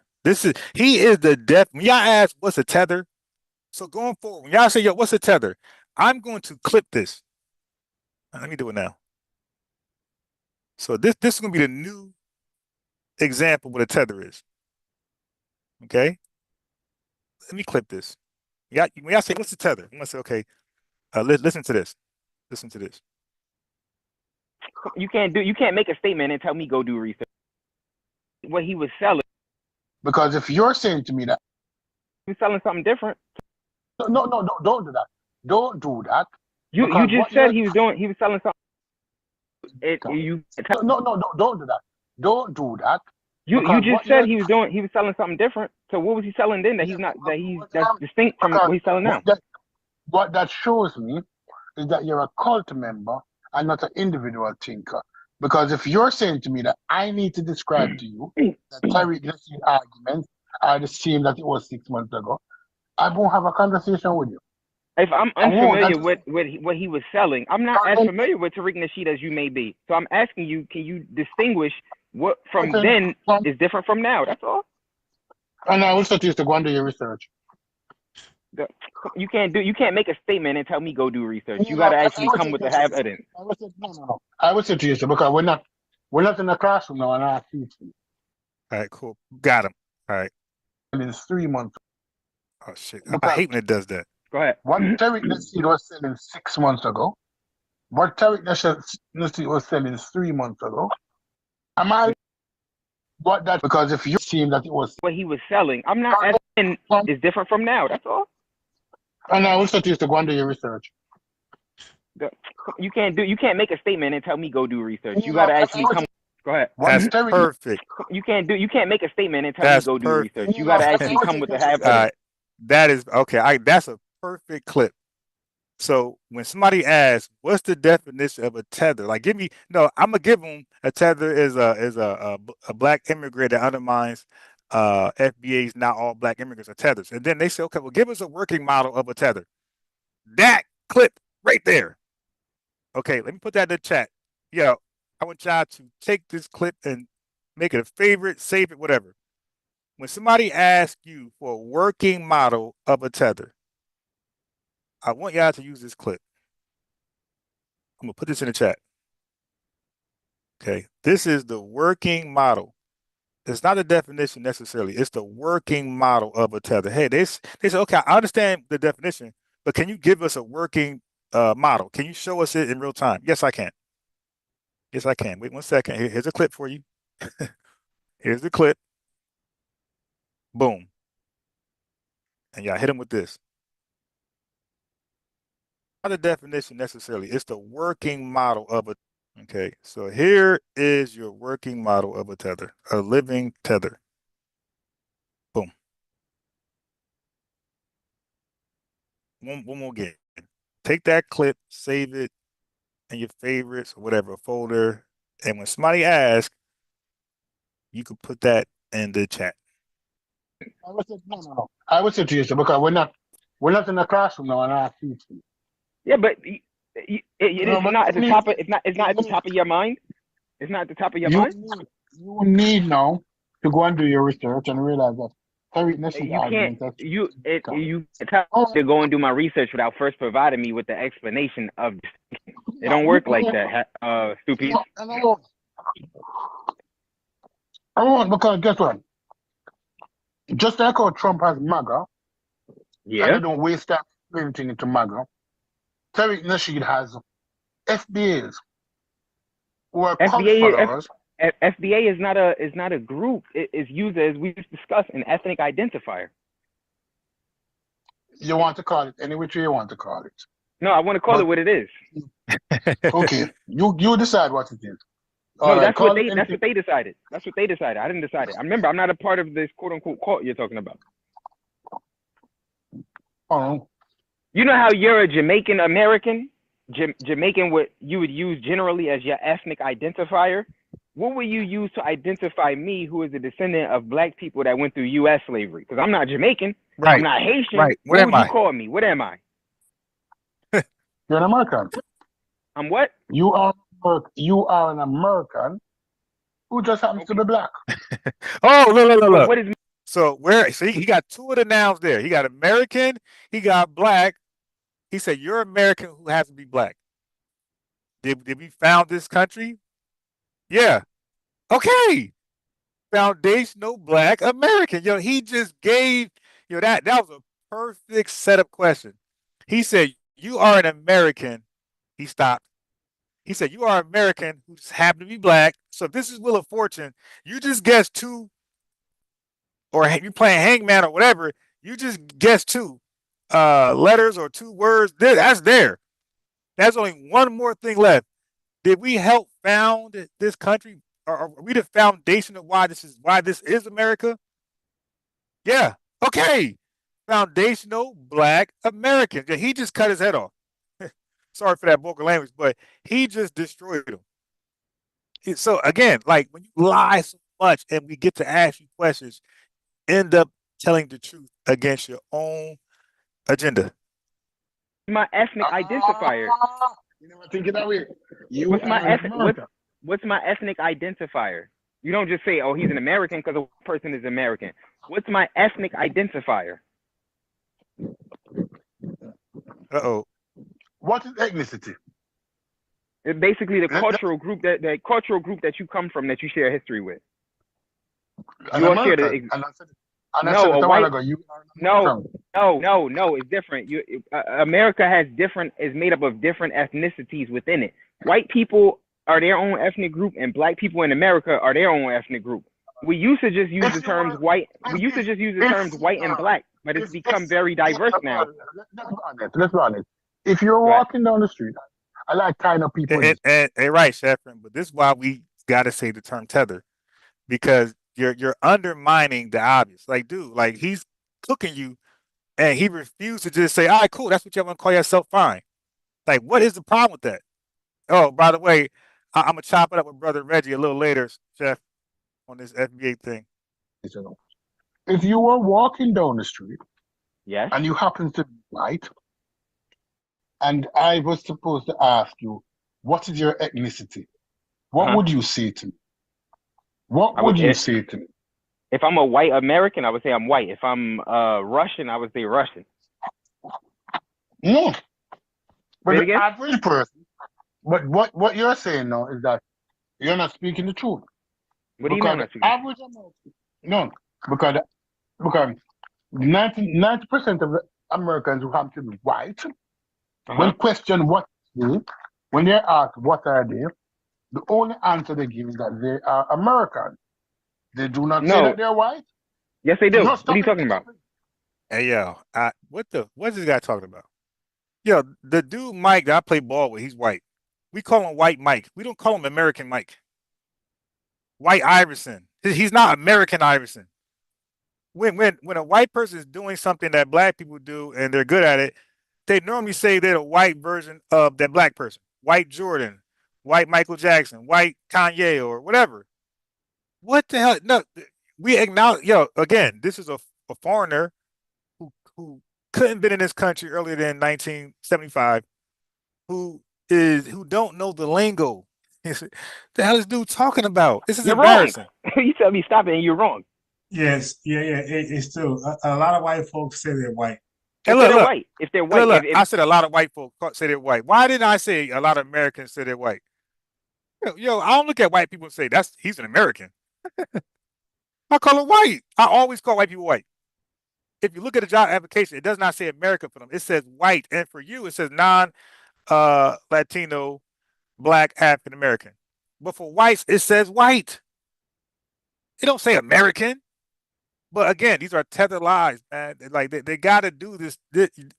Some people can only stand on a lie for their argument. They cannot stand on truth. It's not in them. If they just immigrated here, then they tell you, their ethnicity according to their country. They say I'm Russian, or I'm German, or they'll say, I'm Greek, shit like this. You got some American Iverson. You got some guys. Lomachenko is compared to Floyd. You dig? Like what? American Iverson, white. Yo, I hope Brother Reggie don't talk like this later. Hope he doesn't. All right. Okay. Look at the white Jews. They don't say I'm white. They say I'm Jewish, right? Right. Okay, my apologies. Because what I did was wrong. Let me rephrase let me put the situation into one that I'm used to. Okay. As somebody who used to work at the hotels in Jamaica to pick up a small chains, when encountered with Americans. Oh, then they'll tell you they're American, because you're in a different country. Stop. When encountered with Americans, regardless of their physical characteristics. Yeah, that's in Jamaica. Well, let me finish. Whether the eyes want to be slanted or the hair want to be Reggie nappy, gonna smoke me? All right, we'll see. or they want to be blonde hair or blue eye. Come When on. asked the question, what are you? Uh-huh. How do they answer? You said when you were a manager at a hotel in Jamaica, right? I'm not a manager. When I was working at the hotel, I Okay, said, when you were at the hotel, but in Jamaica, right? yes, how do they answer? Oh yeah, in Jamaica they're gonna answer you there in American. They're going to answer that there? Yeah, they're gonna answer American because there's a different social context. So they're in Jamaica, they're going to tell you that they are the The only same. thing Reggie gonna smoke is that cigar on the live. Yeah, Stu P show his true colors. Yeah, well, a lot of them do. That's why the litmus test for a lot of our diaspora families, and continental African families, ask them about how they feel about FBA. You know, us calling ourselves FBA, Adolf Friedman. How do you feel about reparations? Those two questions let you pretty much, they'll pretty much expose themselves. Person who black here, who have on the black, green, the black, red, and green. Yeah, they're gonna identify. Yeah, Hazen said that clip is priceless. They're gonna identify themselves with the country they come from. So they'll say, "I'm an American." So ethnicity. So he's going to tell me that's their nationality. That's their nationality. No. You can't have it both ways, brother. You cannot have it both ways. I'm telling you how they identify. They identify with their nationality when they go abroad. Right. There's a difference between nationality and ethnicity. A lot of people confuse those things. It's not the same thing. Nationality is basically the nation you belong to. Ethnicity is a cultural group you belong to. No. When you're abroad, when you're going abroad, and you have other groups. Yes. Nationality and ethnicity are intertwined when faced with other groups, because you're telling me that culturally. No, you know that too much. Because when faced with other groups outside of your predominant group, you are now establishing that culturally, I am an American. You're not saying that I'm black. You're establishing your nationality. You're establishing your culture also. Your nationality. You assume the culture, but it's the nationality which they're establishing. No, I don't assume the culture. It's what you tell me. I ask you what you are. Let me ask you. Okay, Stupies. Let me ask you this question. It's a lot of people that's born in Jamaica whose heritage comes from China, right? Mm-hmm. Okay, if they were to come to America and I was to ask them what they are, what would they say? Jamaican, right? And what is that? Is that their ethnic group or is that their nationality? A cultural group. That's their nationality. They are Jamaican. But if you were talking about these people ethnic group, if you use the same social constructs in Jamaica that we use in America, they would call themselves Chinese Jamaicans. The same way you properly would be identified as a Jamaican American. Right, but what you're trying to force, and what FB is trying to force, I'm trying to teach you the distinction between ethnicity and nationality. They're not the same thing. Dude, don't try to teach me. Don't try to teach me. Because listen, you tell me don't try to, I won't try to no more. I offer it up. Don't try to teach me. But if I want to take it, no problem. Nah, that's a fact. That's a fact, Chef. And it's unfortunate because they have these stereotypes, they had these preconceived prejudices against us that they don't even know where they come from, because they're inconsistent on. If you ask blacks outside of America, they're gonna say, "Hey, we got this bias against y'all because of our parents," and then some will say movies. It's like they're not even consistent on the root of the cause for this envy, jealousy, and hatred. They don't even know. So it's almost like a white supremacist. You ask them, okay, why do you hate us so much? Like they'd be like, I really don't know. I just feel a certain way about you, and I can't shake. But there's a difference between the two. Dude, the nuances of it is that when we are in our group, when you're in America, when the pie is strictly American, you tend not to get very distinct with every slice.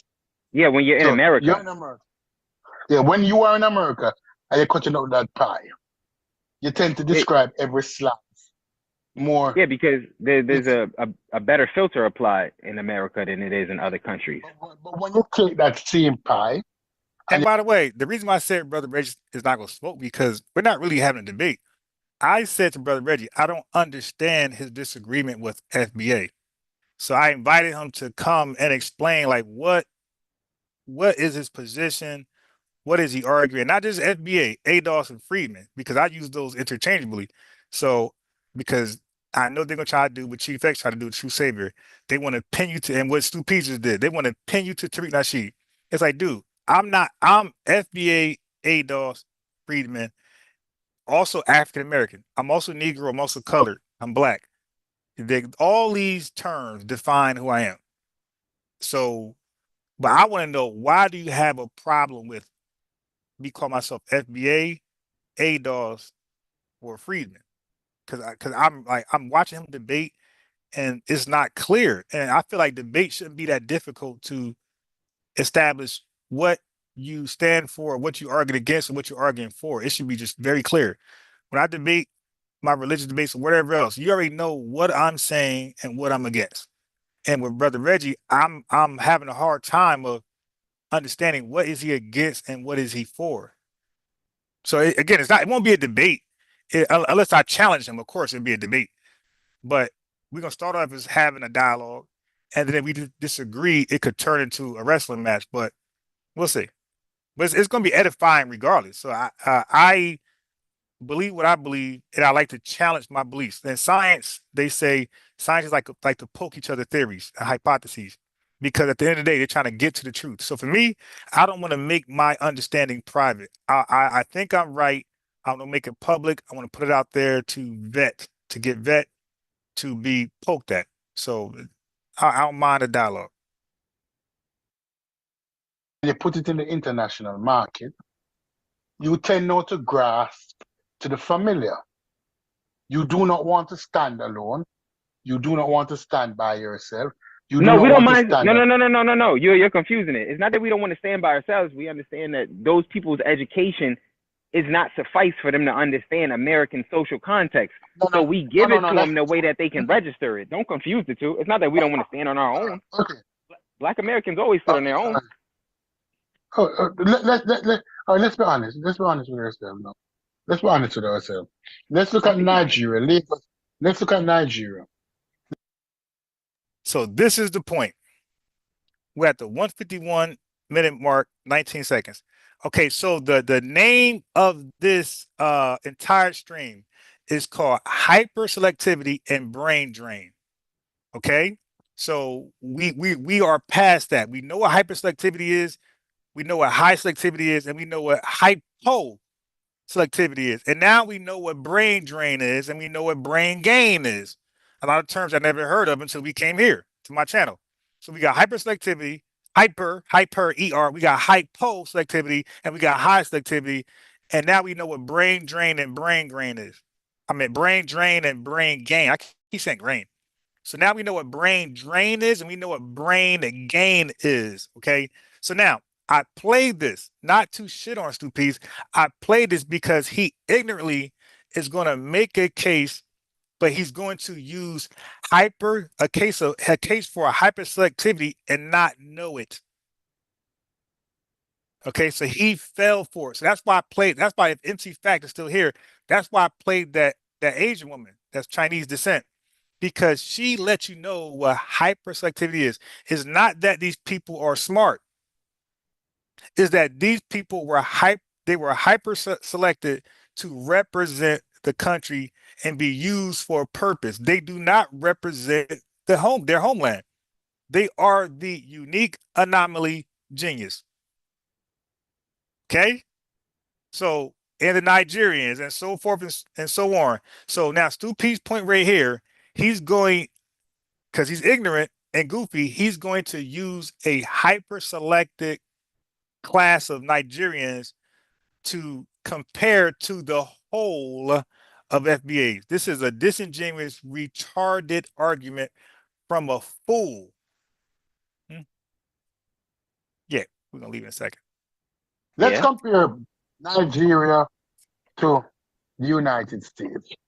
Yeah. How many black people are in Nigeria? I think What's it's the population? over. I think it's over. It might be somewhere around 80 million, something like that. Wait. What's the question? I think it's over. It might be Nigeria to the United States. Yeah. How many black people are in Nigeria? I think What's it's the population? over.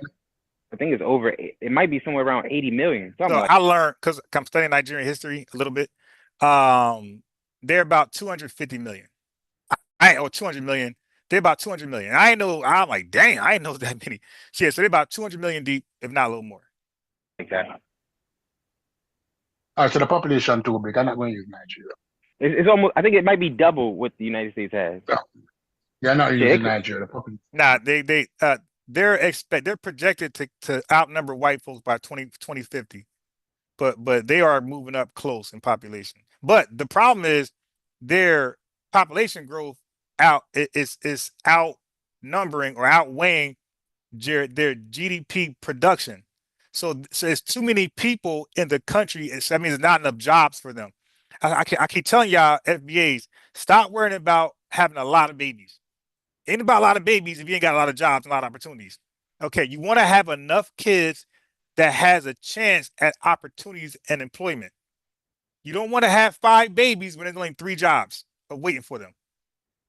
Okay, you gotta get smart. That's what white women in most first world countries, the better they do, they wait to have kids later in life and they get their education established. They have kids about 30 years, 35 years old, or even a little later. Okay, and that's why that they have a fertility issue. It's not that they can't have babies. Is that because they're making a conscious decision to have a baby when they are able to take care of it and have a nuclear family. And they're at the age where they've been there and done that. They're not gonna make no mistakes. They can choose the right guy. And guess what? The right guy can choose her because they see where her mind is at. She see where their mind is at. We are taking on families at 18 years old. We're goofy, inexperienced, uneducated, but we have kids now. We're 20. We're inexperienced. We didn't do mistakes yet. We're having kids. So we are having kids way too early. Okay. So Nigeria, that's Nigeria's problem. They're having more kids than they have opportunities. And this is why the country is a shithole. Let me look it up. Let me look up what the population of Nigeria is like. Let me look that up. I think they got one of the world's fastest growing populations in Africa. Let me see. Nigerian population. But I think 375,000 of them die yearly of malaria, something like that. But that's what I read some years ago.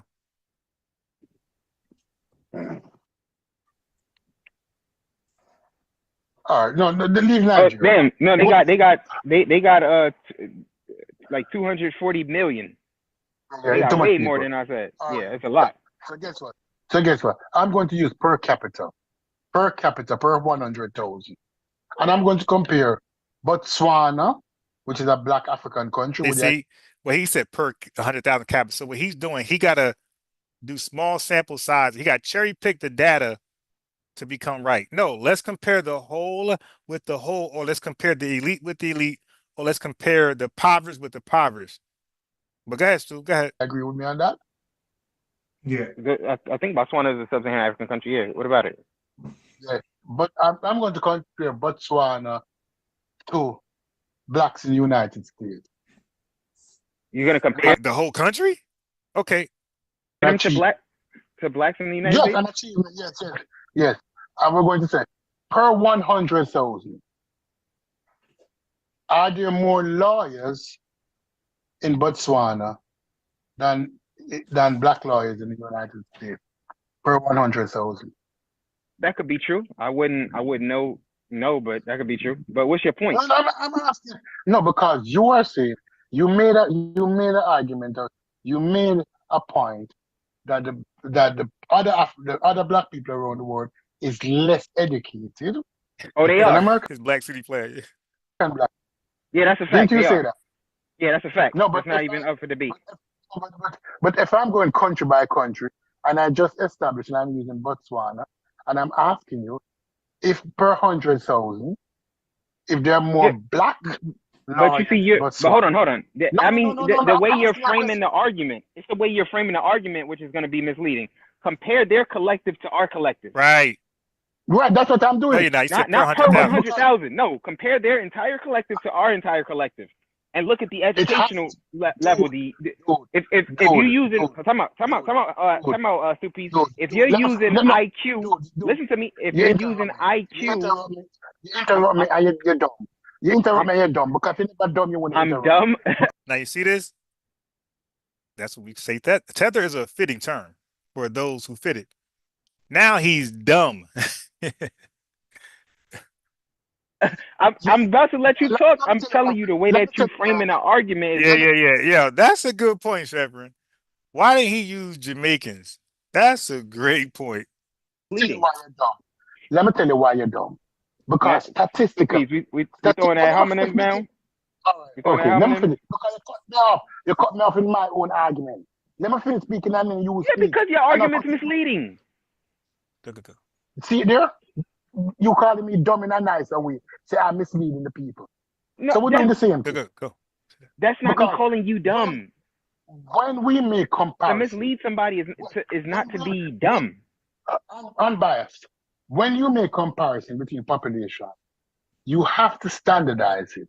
And how they standardize it, they choose a number per 100, per 100,000.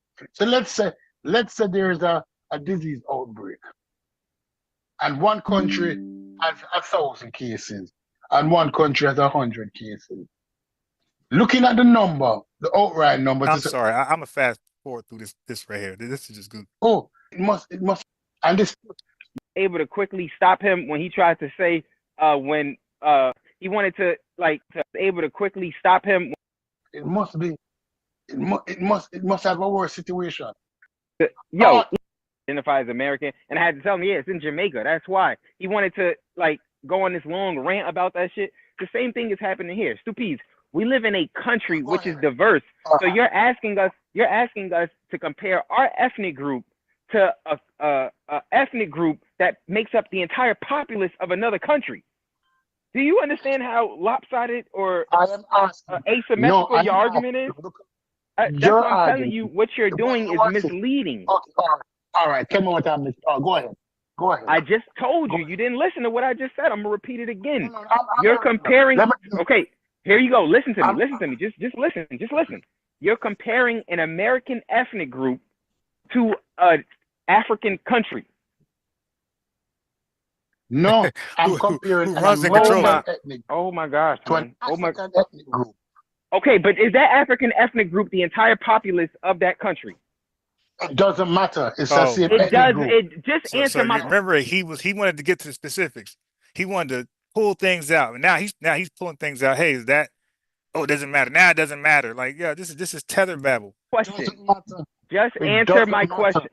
Just answer my question. This is why I had made sure to replay this. Now, that's why I knew where to play from, because some of y'all take this guy serious.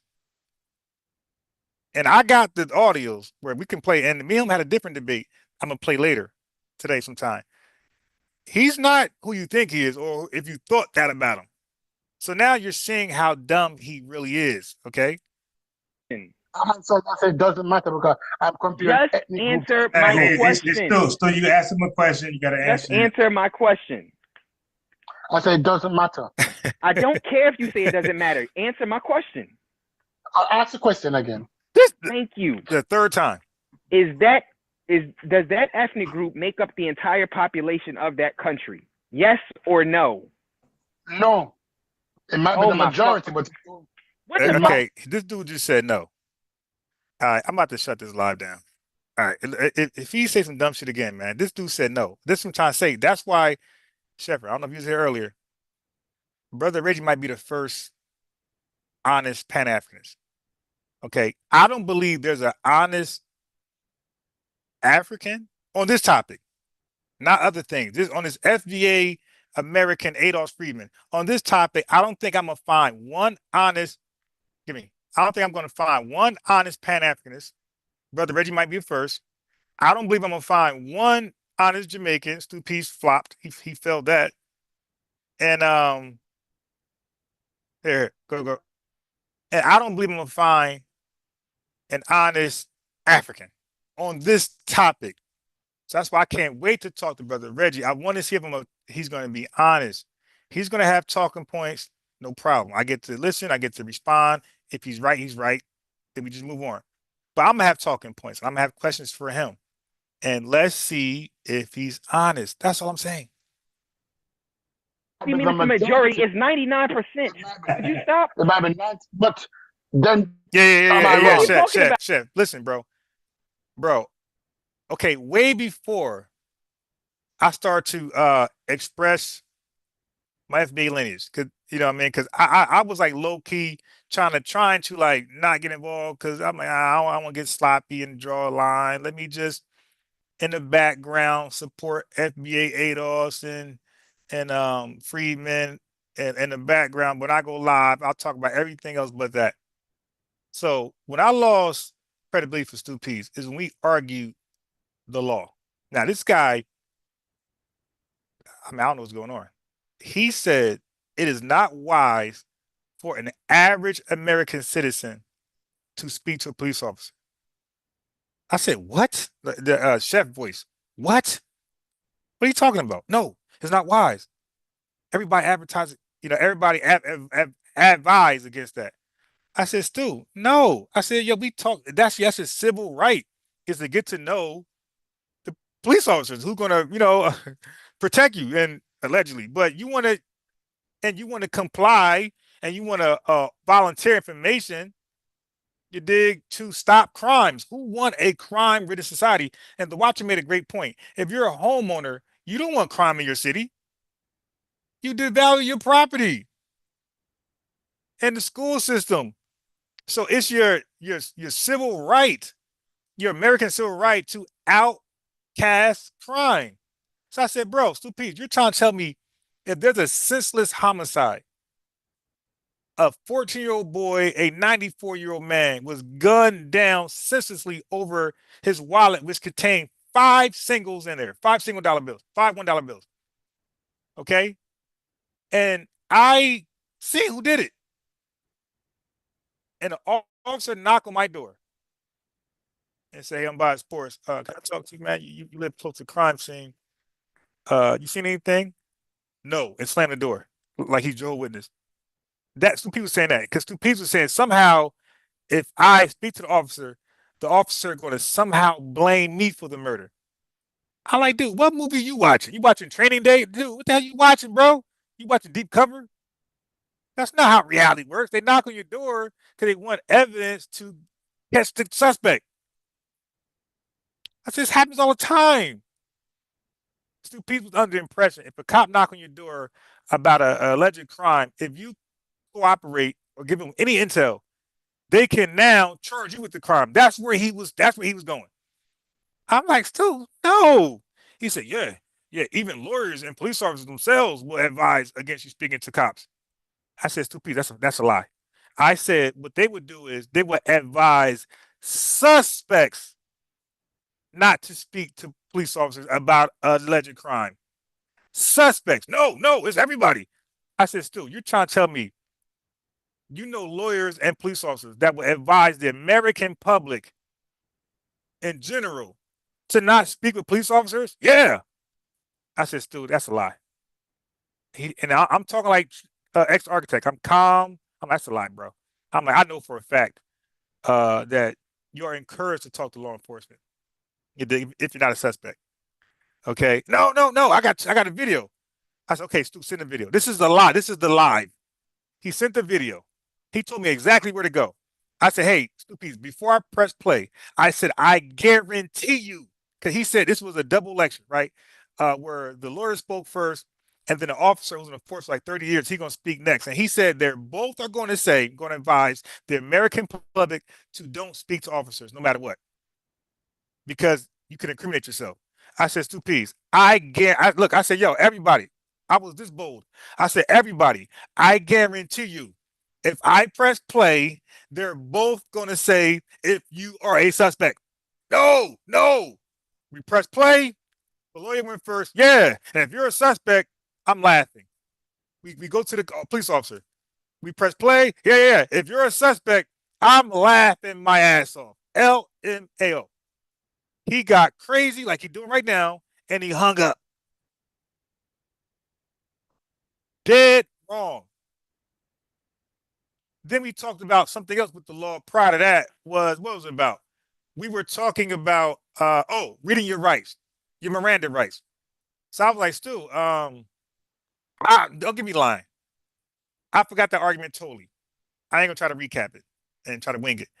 But again, he was wrong. I was right. Because I even did a follow-up live to that and said, Stu, man, you were wrong. But, I didn't brag. I just pointed out how he was wrong and what Miranda rights are used for. But he was wrong. I'm going to find that one, too. You dig? I'm going to go back. I'm going to find these stupid lives where he made a fool of himself. And the lawyers giving advice to not speak to officers, the general public, I know that video. So I ain't got to find that one. The other one I got to find. But yeah, so he been doing this. He been displaying this stupidity for a while. It just been not expressed or highlighted like I'm doing it now. I was trying to preserve this guy's image, but since he went full werewolf, then I'm gonna go full icon, whatever they would call. So yes, you're wrong. 98%. It might be 97%. This is the question. If you go get a DNA test, is it gonna come back and say it's 100% your child if the child is yours? No, it's gonna say 99.99%, right? Okay, you said Haskell. Be honest. Invite Haskell on because he too had a meltdown on my live. He had a meltdown and he tried to do his two P's. He tried to find an excuse to hop off. So both of them was attacking me, calling me names, and I wouldn't fall for it. I like Haskell. I was so calm because I know what they're trying to do with Haskell. You won't get a clip out of me. I said, and you'll see. As a matter of fact, Chef, the thing with me and Haskell, we were having a great live, and then he brought up the HIV hoax. So I said, Haskell, listen, bro, I don't care to argue that or debate that.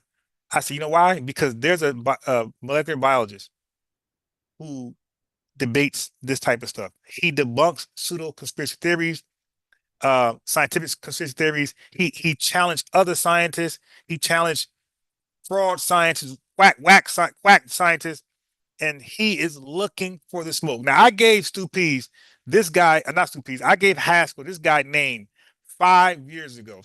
And Haskell said, "Yeah, I'm gonna go to his channel, his live, and I'm gonna challenge him or see what he's talking about." So one day the guy went live. I sent Haskell the link on Facebook. I said, Haskell, he live. Haskell didn't show up. One time, Chief X invited the guy to his channel, and guess who else? Unbiased Sports. And another brother on Chief X. So it was me, Chief X, another brother, forgot his name, cool dude, and it was the molecular biologist. We were all on the show together talking about the pandemic, and he was debunking conspiracy theories way better than I ever could. Okay. So then right after the show was over, I said, hey, what do you think about the people who are HIV denialists, AIDS denialists? Because his channel didn't have no videos of that. All his stuff was debunking the HCR test, whatever they be doing, PCR test. His channel was debunking like the pandemic. Not much really outside of that. So I said, hey, what about the HIV AIDS deniers? He's like, that's interesting. So after I said that, he started making video. He looked into it and he has videos debunking that. So long story short, when Haskell recently came on, I said, Haskell, because he's doing the HIV denying stuff. I said, Haskell, listen, I'm not interested. But I said, bro, there's a guy. I said, Haskell, the difference between me and you is that if I believe I'm right, I'm willing to challenge myself. You see, right now, I'm willing to talk to Brother Reggie. Chef say he will smoke me. Great, because I'm gonna learn something. Okay, so if it's true. So, but the point is, when I believe I'm right, I want to test it with the best. I don't want to go with the layman's and the Stu Pease. I want to bring it to the best to see where I need to make adjustments or I got to just scrap it. So I said, so Haskell, you don't do that. You have this mindset of HIV is false, AIDS is a hoax, all this stuff. But there's a guy looking for the smoke. He wants to debate people like you. I gave you his channel years ago. You said you was going to call in. You said you was going to listen, and you never did. So can you, or can you promise me that you're going to call him out on his show when he go live sometime this year or sometime soon? Well, then he started to make excuses not to, well, see, well, he's going to be biased against me because, no, no, no, no, no, no, no. I'm trying to wiggle your way out. Don't do all that. Don't do all that. Dude, he ain't like that. You don't even know about the guy. I'm telling you about him. He's very humble. He's he's black and white or something like that. He's young. He's like 24 years old. He's very young, 25 years old. He's very humble. He ain't got like me, like the whole black stereotype. He's humble, bro. Oh, nah. And then he went full Karen. Oh, I'm biased. You call me this. You call me that. I'm like, Sue, shit. I said, Haskell, I already acknowledged I was wrong that night. And I contacted you one-on-one, told you I was wrong. And then I went live with you and told the people I was wrong for doing that. And you accepted my apology. 9 months later, you're bringing that back up like this wasn't resolved. You dig? I said, just to avoid talking to this molecular biologist, I said, and he did a full Karen meltdown. He started talking over me. He wouldn't let me talk. I said, Haskell, bro, you can't come on my podcast and just start doing that because he's looking for a reason to hang up. So guess what? He's talking over me. I can't get a word in, and I still didn't block him. I didn't throw him off. Because I said, I know what he's trying to do. I'm gonna just talk through his disrespect and over talking in a calm, casual voice, like I got in there right now. Because I'm not gonna give him what he wants because he thought he'd get the old unbiased and go crazy. He didn't get it. So you know what he did? He ended up hanging up. And then he sent me a something on Facebook, some apology, whatever, and I didn't respond for a month or two. And then he wrote again. I wrote back like, dude, I'm good. I'm good with you, bro. Like just do you and move on. I wish you the best. And nothing I said was negative. I didn't cuss him out. I said, bro, yo, I got nothing but good words for you. Do you? I wish you the best because he was doing his own lives. I said, bro, if you keep going, I think you'll be successful. Just create your own path. And that was it. And then he responded back, well, F you, ain't no love. He went crazy again. All right. So no, I don't see them any difference. Long story short, I don't see Haskell much different as two piece. That was long. I'm sorry for that long story. Oh, is it your child all the way? You sound crazy, man. Stop. You know what you're doing. Just stop. What's the Oh question? yeah, now they definitely was eating monkey brains out there, and that's how they end up with HIV because it was something called SIV that was a monkey disease or ape disease or gorilla disease, whatever it was. It was in that family of diseases. It was not a human disease, but because they're so closely related to us, is that if we like somehow that zoology stuff can work, but it could throw off a disease on us, but it's not supposed to be as strong as it is on us as it is them. But they definitely were eating monkeys that or gorillas or apes that contain the SIV disease, which is closely related to HIV. The way HIV attack human beings, that's how SIV attacked those monkeys, gorillas, and apes. And they ate them and it transmitted to them, and that's exactly how it happened. Ain't no laboratory, ain't no Dr. Seuss, all this goofy shit you guys make up. So what I do is I try to lead by example. I set the tone. We're not gonna go out like Lord Jamar. Lord Jamar went out there and debated Professor Dave and got his ass beat. Okay. And somehow we think we're FBA, we're just Superman all of a sudden. No, you're FBA and you still got to level up. You still got to get right. You still got to study. You still got to lift weights. You still got to stay healthy. Okay. You still got to look good. And so, no, you're not the superhero because you're FBA.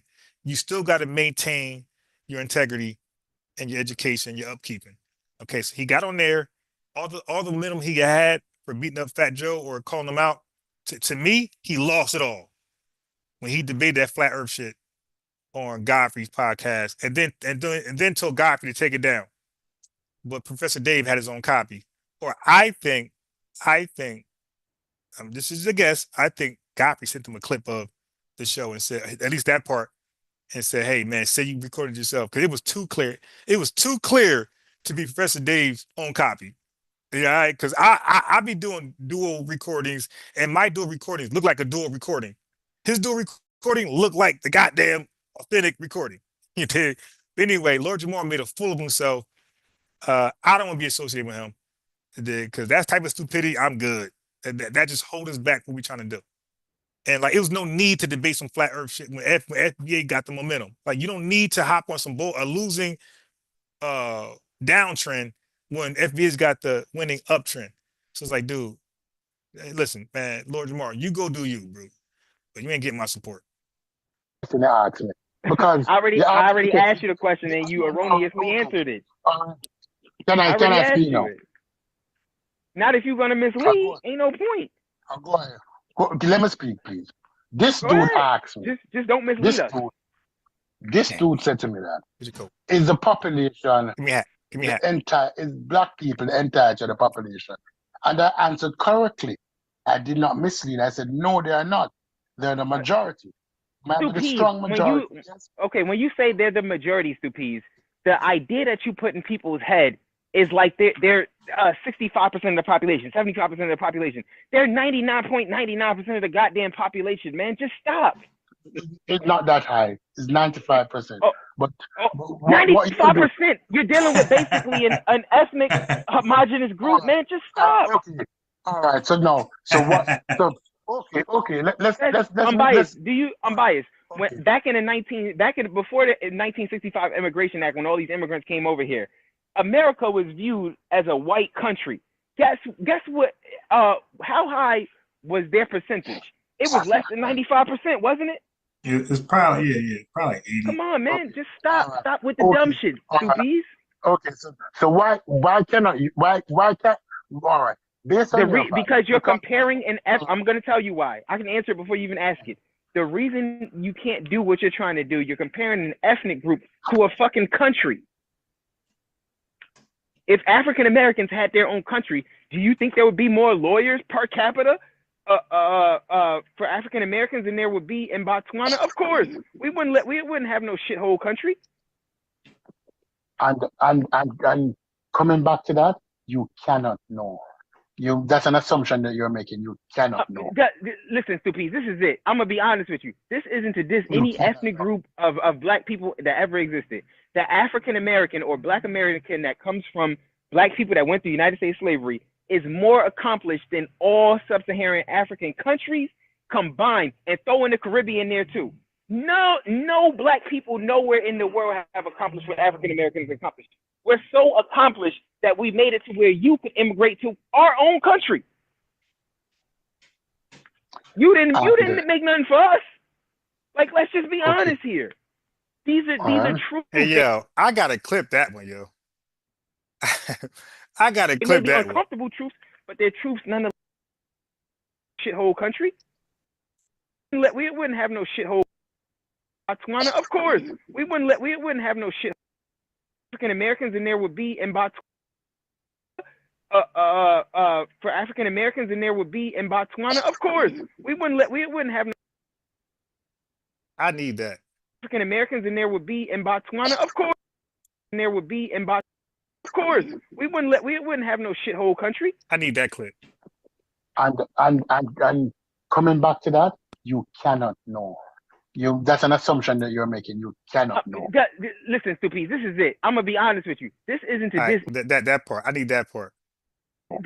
Listen, Stupides, this is it. I'm gonna be honest with you. This isn't to diss any ethnic group of black people that ever existed. The African American or Black American that comes from black people that went through United States slavery is more accomplished than all sub-Saharan African countries combined, and throw in the Caribbean there too. No black people nowhere in the world have accomplished what African Americans accomplished. We're so accomplished that we made it to where you could immigrate to our own country. You didn't make nothing for us. Like, let's just be honest here. These are truths. They may be uncomfortable truths, but they're truths nonetheless, Stupides. Respectful, I'm being honest. Can I speak now? Listen, Stupides, they may be uncomfortable truths, but they're truths nonetheless, Stupides. This is the reality, bro. Nobody's trying to be disrespectful. I'm being honest. Can I speak now? Yes, you may. Can I speak? Yes, you may. Can I speak? Yeah, I'm gonna throw you another. Yes, you may. Throw you another one. Another clip. A young man come and say, "Okay, the Black American is the most accomplished black person in the world." I have a problem with that. World history. I'm being clear. World history. Is that okay? And he's saying that. But yet still, there's only 40 million Black Americans. But I need you to play the numbers game with me now. Savior, we're going to play the numbers game. And we're going to play the Is numbers that game because this dude is playing a dangerous games. And I like to play the numbers game. Oh, I like to play Right? the numbers game How, too. Go ahead, play the numbers game. Then I'm gonna how play that many, same numbers how game with many, you. Go ahead. all right? So I give y'all another clip, man. Yo, he is the definition. He's the embodiment of the word tether. how many Black Americans are there? How many FB is there in total? What's the population of the FB in the United States? Let's just assume it's 40 million. Go ahead. 40 million. Let's just assume that. Huh? Go ahead. 40 million FB. Yeah, let's just assume Huh? it. Go ahead. Go ahead. Let's assume that. Go ahead.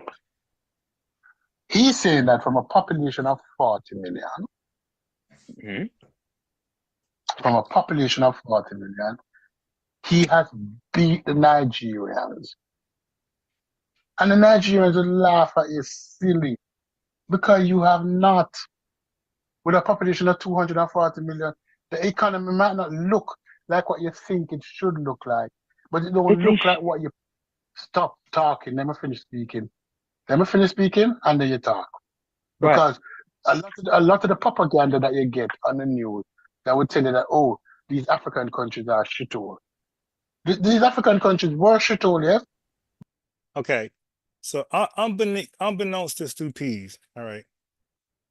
Look what we got over here. So it's no more lying because I never knew about all these African countries or the Caribbeans, but since they got their eyes on us, I got my eyes on them now. You dig? And I'm researching what they got going on. Okay, so look what I got. I played this last night. I actually can explain. Look at this. This is all Nigeria. I can explain why Nigeria is a shithole country, regardless of their oil, what they call black gold. They got black gold in their country, and as a result, they're still a shithole country. Okay, I got these clips. I did it last night. I'll do it again today. Okay, so it ain't no more. So like you could catch us off guard at some point because we don't know about Africa. We don't give a fuck. But now that we give a fuck, only because you're attacking us, now we're looking into your business. Like, oh, look, 40% of Nigerians live on $1 a day. 80% of the oil is exports. Of the 80%, the exports is 80% oil. Nigerian thieves are stealing over 100,000 barrels of oil today. They are undermining their own country. Nigerians are literally the only reason why Nigeria is not a first world country. Okay? They are hiring their family members to run the country, to run the oil industry. They're not hiring the qualified politicians or the scientists, all these smart Nigerians stupids are talking about. They're not getting hired in Nigeria. They're only hiring their family members. What the hell is this guy talking about, man? All this tether babble.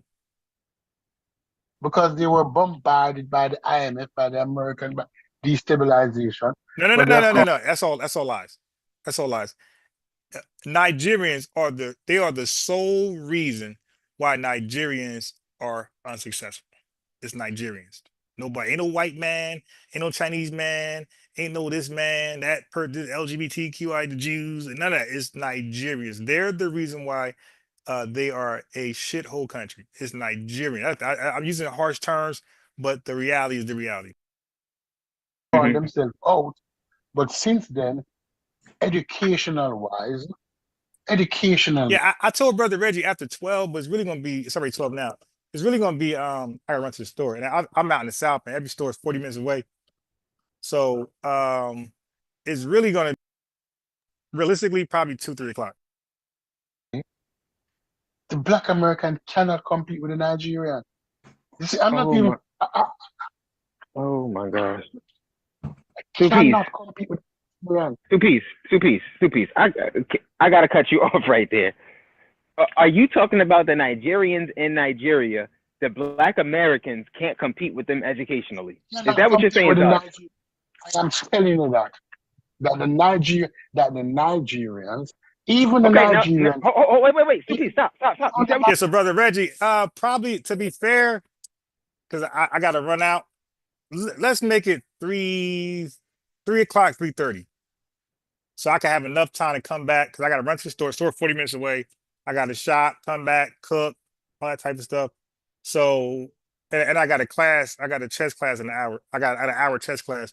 So let's say about 3 o'clock or 3:30. I go live. I'll put you in the title. You dig dialogue and come back. We'll talk about it. So about 3:30. I appreciate you. you said. I want to address that point. Please, I want to address that point. The Nigerians that are here are freeloading off of African American accomplishments. You don't get credit for eating from my table. You didn't cook that food. You don't get no credit for that. All you did was Even eat. Nigerians right here. But even the Nigerians. You don't get credit for eating from my table. You did not cook that food. All you did was eat.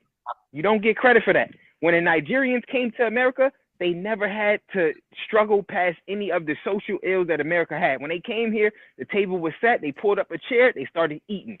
You don't get credit. You don't get credit for that. You didn't contribute nothing towards American history. You get no credit for it. They weren't in Selma. Now hold on, turning the other cheeks. I wanna address his point about the Nigerians being more educated over in Nigeria than Black Americans. Stupides.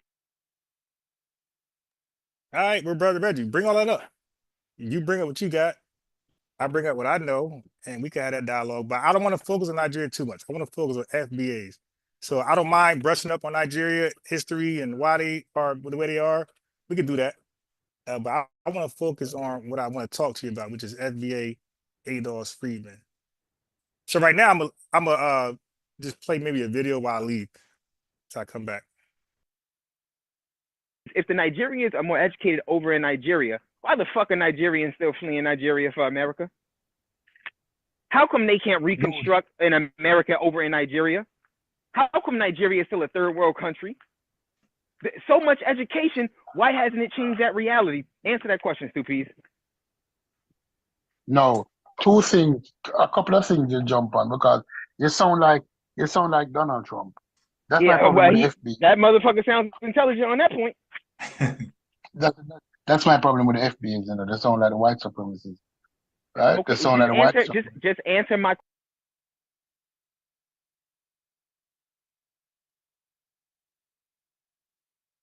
White supremacy, y'all the ones that say FBAs are lazy and can't do shit, and y'all never even met us before. Before y'all come to the country, you got like her. You guys say your parents taught you this before coming to America, and then some of you say before coming to America, you watch movies. Those are white supremacy points. Like these guys are selective. They're very selective.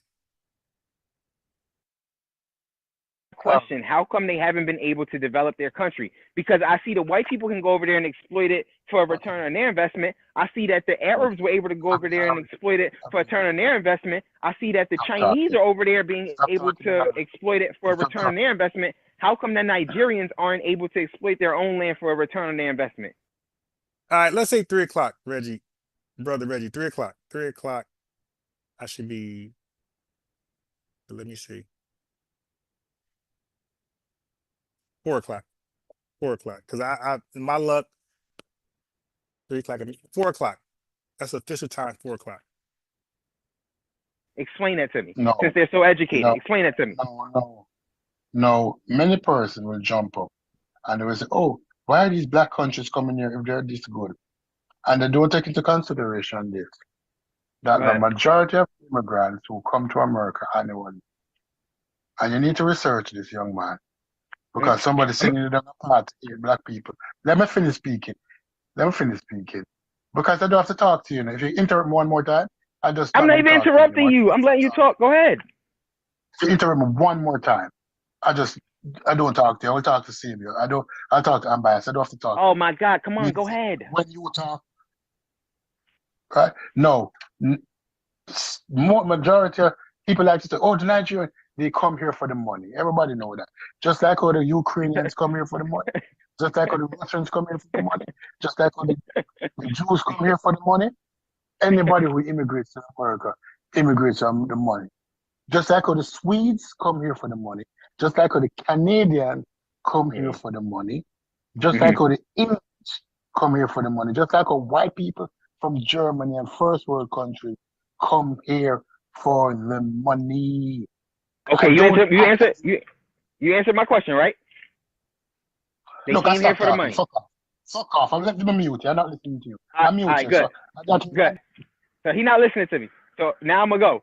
I'm biased. Money is generated from an economy. I don't know if Stu Pease knows this. Money is generated from an economy. If they're so educated, and when they come over here, they say that Black Americans are lazy, right? So they're industrious. So my question is simply, if they come here for why don't argue against white people coming here for the money? Why don't argue against the Ukrainian coming here for the money? Why don't argue against the British coming here for the money? Why is he arguing against black people coming here for the money? It's because him is a Sambo. Talk about this. He don't want black people to come here for the money, but he have no problem with white people coming here for the money. Time out. We're talking about the African. We're talking about black immigrants right now. We can get to the white immigrants. I don't mind that neither. But I'm talking. You just said that they're more. Time out. Stupid. You said you was gonna mute yourself if I cut you off. I cut you off, and you still talking to me. No, because you're a Sambo. You're a Sambo. Okay, I'll be a Sambo. Answer the question for me, Stupid. How come they're not able to create an economy over in Nigeria to generate money so they don't have to come here? Why can't they do that? But the fastest growing economy in the world now is the African economy. It's a third world fucking country. Does it start somewhere, but it's the fastest growing economies in the world. They've been saying that for the last 10 years. I'm gonna run out and get my groceries so I can be ready to talk to Reggie. So I'm gonna play because I don't want to play that video out because I want to comment on that one. So just for anybody who don't want to watch TV and y'all would just want to watch some bullshit, I got something for you. Some entertainment until I come back. Peace. Brother Reggie, 4 o'clock is the time. 4 o'clock is the time. Israel. Take your headphones off. Yeah, I've taken them off. Okay. Drop down and get hands on that. Janky ass connection. Halal. I'll get you back up, Mario. Halal, what's up, brother? Yes, hi. Tariq, I'm from Ethiopia. You constantly talk about this tether class, but I wanna say when we come to America, we don't come to make friends with you folks. We come there to compete. And what's wrong with competing, getting better jobs, taking your jobs? There's nothing wrong with that. I mean, we are educated. What jobs? High skilled jobs are the jobs we're taking. Black Americans usually don't. Black. Slow down. Slow down, Hilal. What high skilled jobs are you taking? Okay. A lot of the information technology jobs, computer science, doctors. A lot of Africans are doctors. A lot of Black Americans. Okay, no. What part of East Africa are you from? Ethiopia, sir. Okay, well, sir, we don't want to be parking attendants. You're taking the parking attendant jobs, and sir. We're not tripping on parking attendants. Sure, Nigerians are my brothers. They have a lot of the. No, but you're not Nigerian. Okay, no, you're not Nigerian. Yeah, what part? What tribe? What tribe? African, though, we're united. I am Harari. I'm Harari. What tribe from East Africa? Harari, which is basically Ethiopian people tribe. Yeah. So yeah, you're not taking any jobs that we're trying to get. I mean, you Uber and Postmates and parking lots. Yes. We're not trying that. Yeah, but to me, you guys are and FBAs are pretty lazy. You folks don't have the work ethic as Africans do. So we don't have no loyalty to you. Thank you, but no thank you for everything you guys did. Yeah. But if you were so hardworking, how come your villages are dilapidated with flies all over the place? I blame FBAs for that. I mean, y'all came over there, ruined everything for us. See how I can play your game? You do the same thing to Africans. Well, you just lied. You're just lying. So the fact that you had to lie means that you're just a scamming tether. No, I'm not a tether. And at the end of the day, you're a lying, scamming, projecting tether who came from filth and dilapidation, sir. And my man just said 80% of the people over there in your homeland are jobless. So damn, brother. Where's all that hard work? How come you only work hard when you get around FBAs? Go ahead, Halal. Oh, Halal has a Yeah, we're Grubhub. competing. No, the reason why, first of all, if you know the history, Black Americans fought for Ethiopia. Remember, you guys worked with us. Worked for us probably is a better word to say. So at the end of the day, No. John Robinson, Foundation of Black American, went over there and taught you guys how to fly planes properly. And he got down with the Air Force and taught all of Africa basically how to fly planes. The first airline that came out of Africa was Ethiopian Airlines, and that was our Foundation of Black American brother who did that. So you're welcome. And they kept the Italians off your back too. and I said, And you said what? Go ahead. Halal. Go ahead. You can't take Grubhub orders on this call, man. Come on now. Halal, hop on. yeah, sir, it's muted, but yeah, It's not muted, sir. It's not muted, sir. It's not muted. It takes it's slow for me. Sir, that forehead of yours bumped the damn phone and it keeps muting the phone. That's you doing that. Yeah, you're right. We do have a big forehead. Yes, you do. And you guys look dusty. So, but that's not even the point. You don't want to go to dust. Okay, we've seen you and your mama's feet. Okay. Oh, okay. Your feet look like you've been stomping cinnamon. You don't even have fathers. Y'all are missing fathers. At least I have a father. So there you go. Sir, if you don't stop, your fathers are deadbeats. Your fathers are deadbeats. Majority. Sir, that solar eclipse that happened, that wasn't an eclipse. That was you and your father's heads blocking the sun, nigga. All right? You and your big head ass. That's your father's failure. That's how big it is. No. The only failed fathers are the ones who flee their homeland and leave babies so that Sally Struthers can come get them. Yeah, because there's war, and they want to leave. Nobody fails more than the fathers in your homeland with them hungry babies running around there and y'all niggas somewhere driving a cab. And you're right. Ethiopia's hungry and all that. Nigga, there's nothing that spells failure more than that. All right? You better stop. I agree, Tariq. I agree. Ethiopia's a shit. All right, well, stop projecting your failed nonsense on us. No, look, foundational Black American fathers are the business. You have nothing to compare to foundational Black. Why do you guys worship Ethiopians? Worship who? I see a lot of Black Americans waving the flags like a bunch of tether lovers. Don't nobody worship. You don't even worship that. You in Minnesota somewhere. You don't even worship that shit, nigga. Stop it. You don't even worship your homeland. You flee it the first thing smoking. You guys are like Jamaicans. You worship you guys. A lot of you are Rastafarians too. Like y'all are. We was Ethiopians and Shiite and all that stuff. I've seen a bunch of your people claim. You ain't seen none of us claim no damn Ethiopia. You don't claim Ethiopia. What am I gonna do claiming flies? What the hell we look like? You have flies also in the hood, but they're different types of flies. It's called ghetto flies. You guys got ghetto flies. No, we don't. Yeah, we got normal African flies. You guys got ghetto flies. Your flies are ghetto. That don't even make no sense. Yeah. All right. Tariq, you know what? You got a tether wife yourself, so you're a tether. You have a tether family. Your whole family tethers. No, that's you projecting. Sir. No, your wife is Haitian. Nigga, my wife is nobody's Haitian. I proved my wife. You see, you stuttering there. You have a Haitian tether wife. I said, prove my wife is Haitian. You don't even love your own women. Like your women, you don't even marry them. Like Dude, my lady is FBA. My woman ain't no damn Haitian. You tethers say anything. Try to make people tethers like you. My lady does not have flies like you. All right, Halal. See, you reduced to lying. That's how thorough we are. Foundational Black Americans are thorough. You got to sit your ass up here lying. I ain't lying about you. I ain't lying about them flies and that starvation. We marry your women because you're not marrying them. Dude, you don't marry nothing. Them big forehead women run to the first white man they can find. I ain't marrying nothing. Y'all women be bouncing, and Your y'all FBA women, y'all women over there are running from them your forced FBA women love circumcisions. Africa.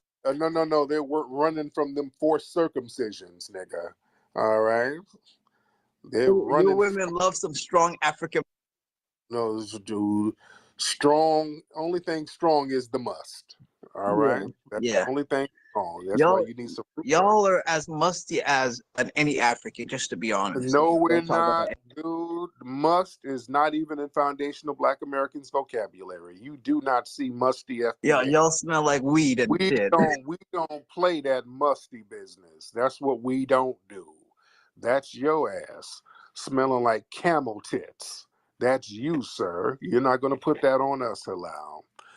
That's what we Y'all don't do. smell like weed and failure. That's what y'all smell like. Weed and failure. Y'all don't have jobs. Y'all are broke. And you smell and you smell like feet and falafels, nigga. All right, and that's why you had to flee. You're angry because the Ethiopian man took your sister. Stop it.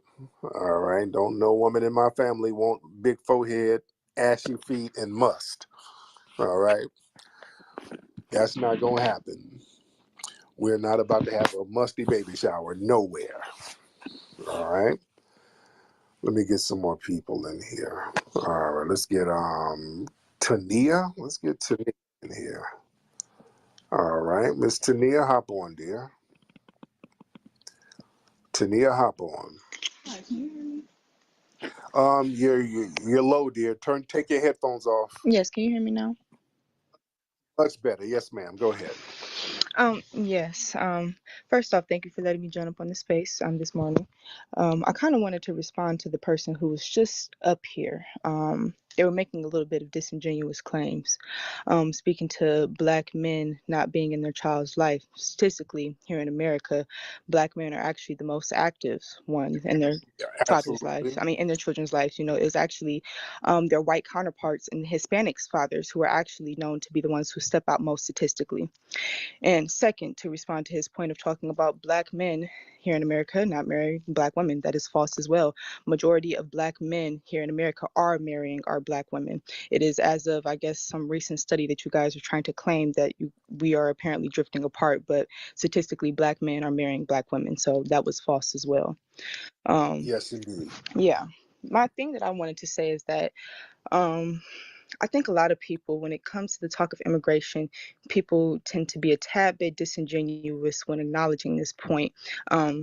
I think people tend to be disingenuous with saying that people have a problem with people immigrating here. And it's like, I wouldn't argue that. It's the process and the way that it's executed. Somebody who is in the process of receiving citizenship should not be receiving benefits that are due to original citizens, people who are born and have actual rights to this country. They should not be getting denied any type of housing, any type of funding, any type of assistance to assist other people who are not meant to be here. I think it's just disingenuous to make these claims, and we just need to be honest with the conversation at hand, that there is a money tactic with bringing in these people here, trying to overpopulate the whole nine. It's just that we got to be honest about the conversation at hand, and we don't need bullshitters trying to say that you guys are taking over our jobs, doing this, doing that, because if you guys were taking over our jobs, we wouldn't have to be worrying about policing you guys, about the multiple shelters and multiple hotels that you guys are flooding over because you are coming here. So it has to be something. Real You talk. guys aren't taking anything because you guys are too busy filling the places that we are actually occupying. And that's all I had to say. Real talk. Good. Real talk, sister. Yeah, all that, like you coming over, bossing up and doing all of this stuff. Y'all coming over here, and we gotta shelter you in schools. We gotta take our kids out of school to shelter you in gyms, and you just, no, you don't come over here and acting like you bossing the hell up. And the sister made a good point, the thing about the fathers. Don't let these people run that father game. That's something that they get from the white supremacists. Let me tell you something. There's no fathers are more thorough than the foundational Black American fathers. FBA fathers create superstars. Look at what foundational Black American fathers do. Michael Jordan's dad created Michael Jordan. Richard Williams. They make movies about FBA dads, how phenomenal they are. Tiger Woods' dad, Kobe Bryant's dad. The list goes on and on. Matthew Knowles. You look at a FBA superstar, there's an FBA father right there cultivating that superstar. Nobody's more thorough than FBA fathers. Let's get that bullshit straight. Especially no damn Flea and Tether. Name the Ethiopian Beyonce. You got Fleonce. You flee your ass over here. You dig? To be around some FBAs. Ain't no Beyonces, only Fleonces. And Destiny's Flies. Yes, my man, Mikhail, Barry Gordy, Joe Jackson. You dig? Come on, man. FBA fathers create superstars. You look at FBA father, you look at a superstar, there's an FBA father right there cultivating that superstar. You understand? We cultivate superstars. They don't. Yeah? Don't let them get that off at all. Professor, let's get Professor in here. What's up, Professor? What's going on, family? I'm from West. I'm Alon. I'm from West End. My daddy lived on Tuscaloosa Avenue. Oh, shout out to West End. That's Yes, my old. yes, sir. I'm gonna be real brief. I want to address a comment that was made earlier about the dude talking about the Africans not being complicit in the slave trade. Yeah. Bro, I spent last summer in Ghana with some professors. I was finishing up my book, and I went to Cape Coast and Elmina Castle, and bro, how about the slave castle that sold us is right in the middle of a neighborhood. If they wanted to, they could have rose up and broke us out. Somebody was making money off that. In fact, they still making money because they charged me to get in there and then charged me again because I had a camera. They charged me at a press rate. Wow. Man, that's why I have no desire to go to Elmina Castle to give them a dime. Yeah. Right. Yep. Well, you teach at an HBCU, brother? Yes, sir. Well, I'm certified faculty at a historically black college, Lemoyne College in Memphis, Tennessee, but I'm not there. I'm not there right now. I'm at a PWI, but I'm certified there. I was there last year. Okay, my man. I love to see our black brothers out there being educators, man. Keep doing your thing out there, brother. Appreciate you, man. I wrote a curriculum for our children that talks about true black history. I'm gonna mail you a copy for free of charge to the Hidden History Museum, brother. Keep doing what you're doing. Thank you so much, brother. All right. Let me see. I just let somebody up here. What happened to him? All right, y'all raise your hand if you want to get on.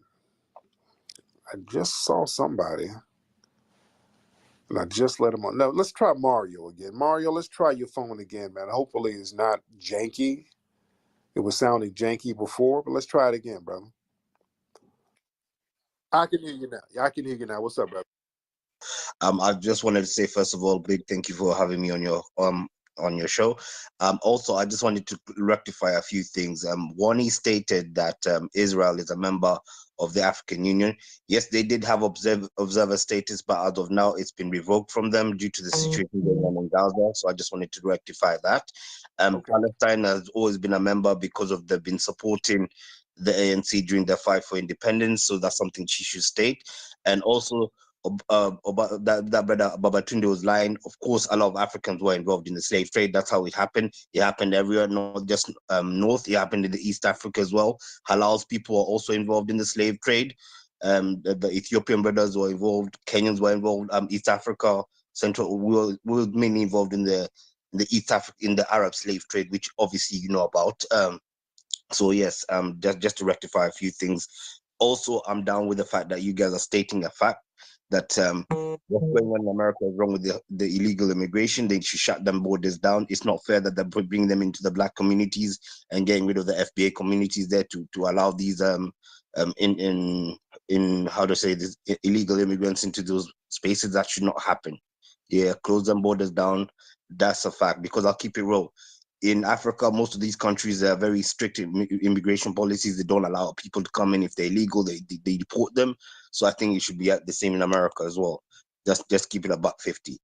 Yes, Did you just Yeah. look this up with Israel? Because I saw that they had observer Yeah. status and then they became members. No, they were kicked out. They were kicked out, Wani, the other day. They were kicked out. They Oh, were, the other day. yeah, they were kicked out. They were literally kicked out. They were, in fact, the lady that was supposed to be representing Israel was forcefully removed from the African Union Congress Okay. in Addis That's not Ababa. going Just to to let help. That's not No, going no, to no, no, help no. me because they've I'm just, been doing this the I'm just whole saying. time. No, no, Okay, no. hold on a minute. The only reason why they were asking for observer status is because they were worried because Palestinian is a member and they were only No, coming in there to spy on them. That's the only reason why they're there. So no, Wani no, gets no, the information no. that I've she been fully looking at completes. this for a long I've been doing time. this myself. I've been doing this myself, my sister, and I'll tell you right now, you're getting your facts wrong.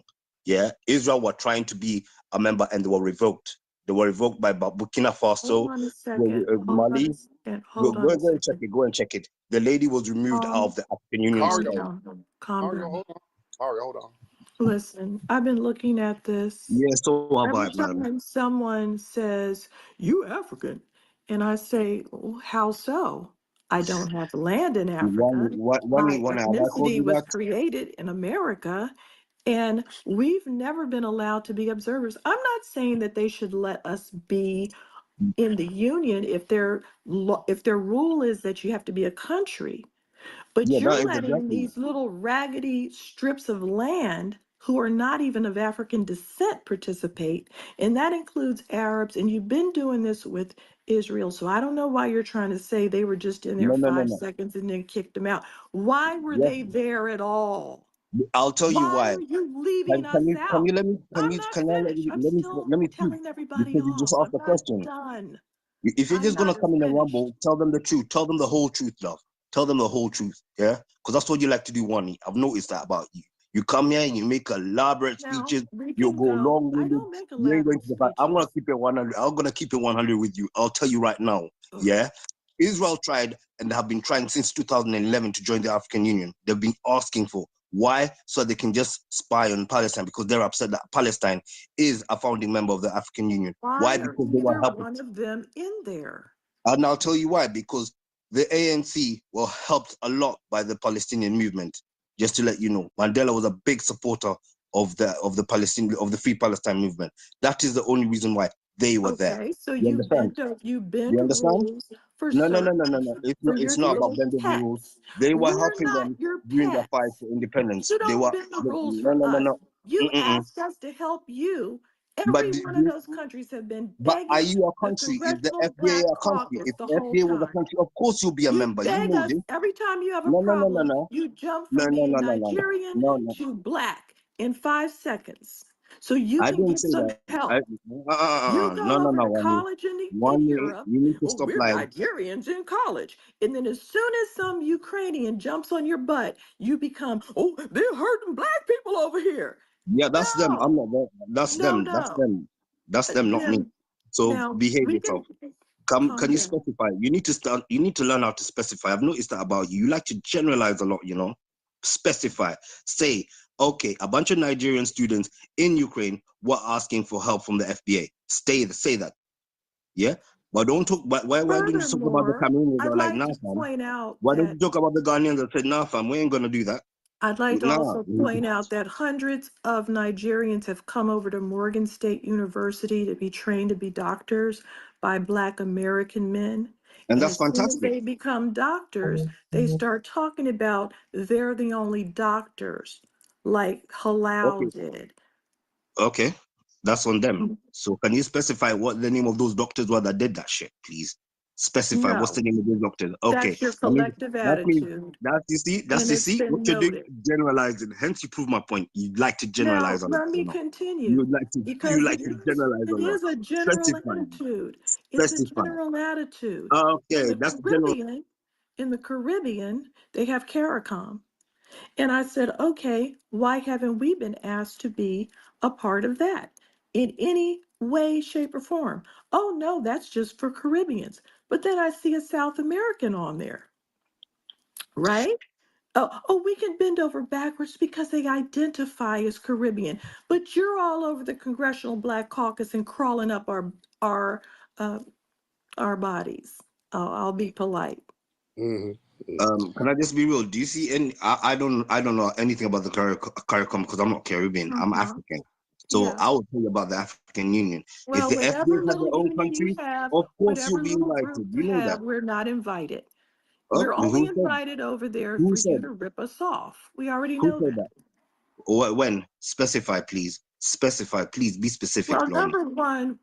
number one, here's what's going down. If I go over to visit any kind of slave memorial, you're not charging me.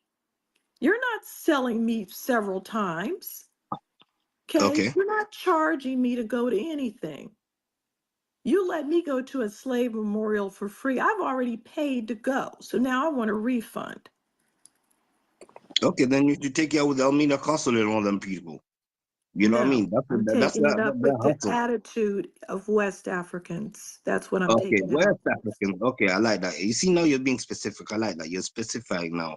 West African countries that were involved in the transatlantic slave trade.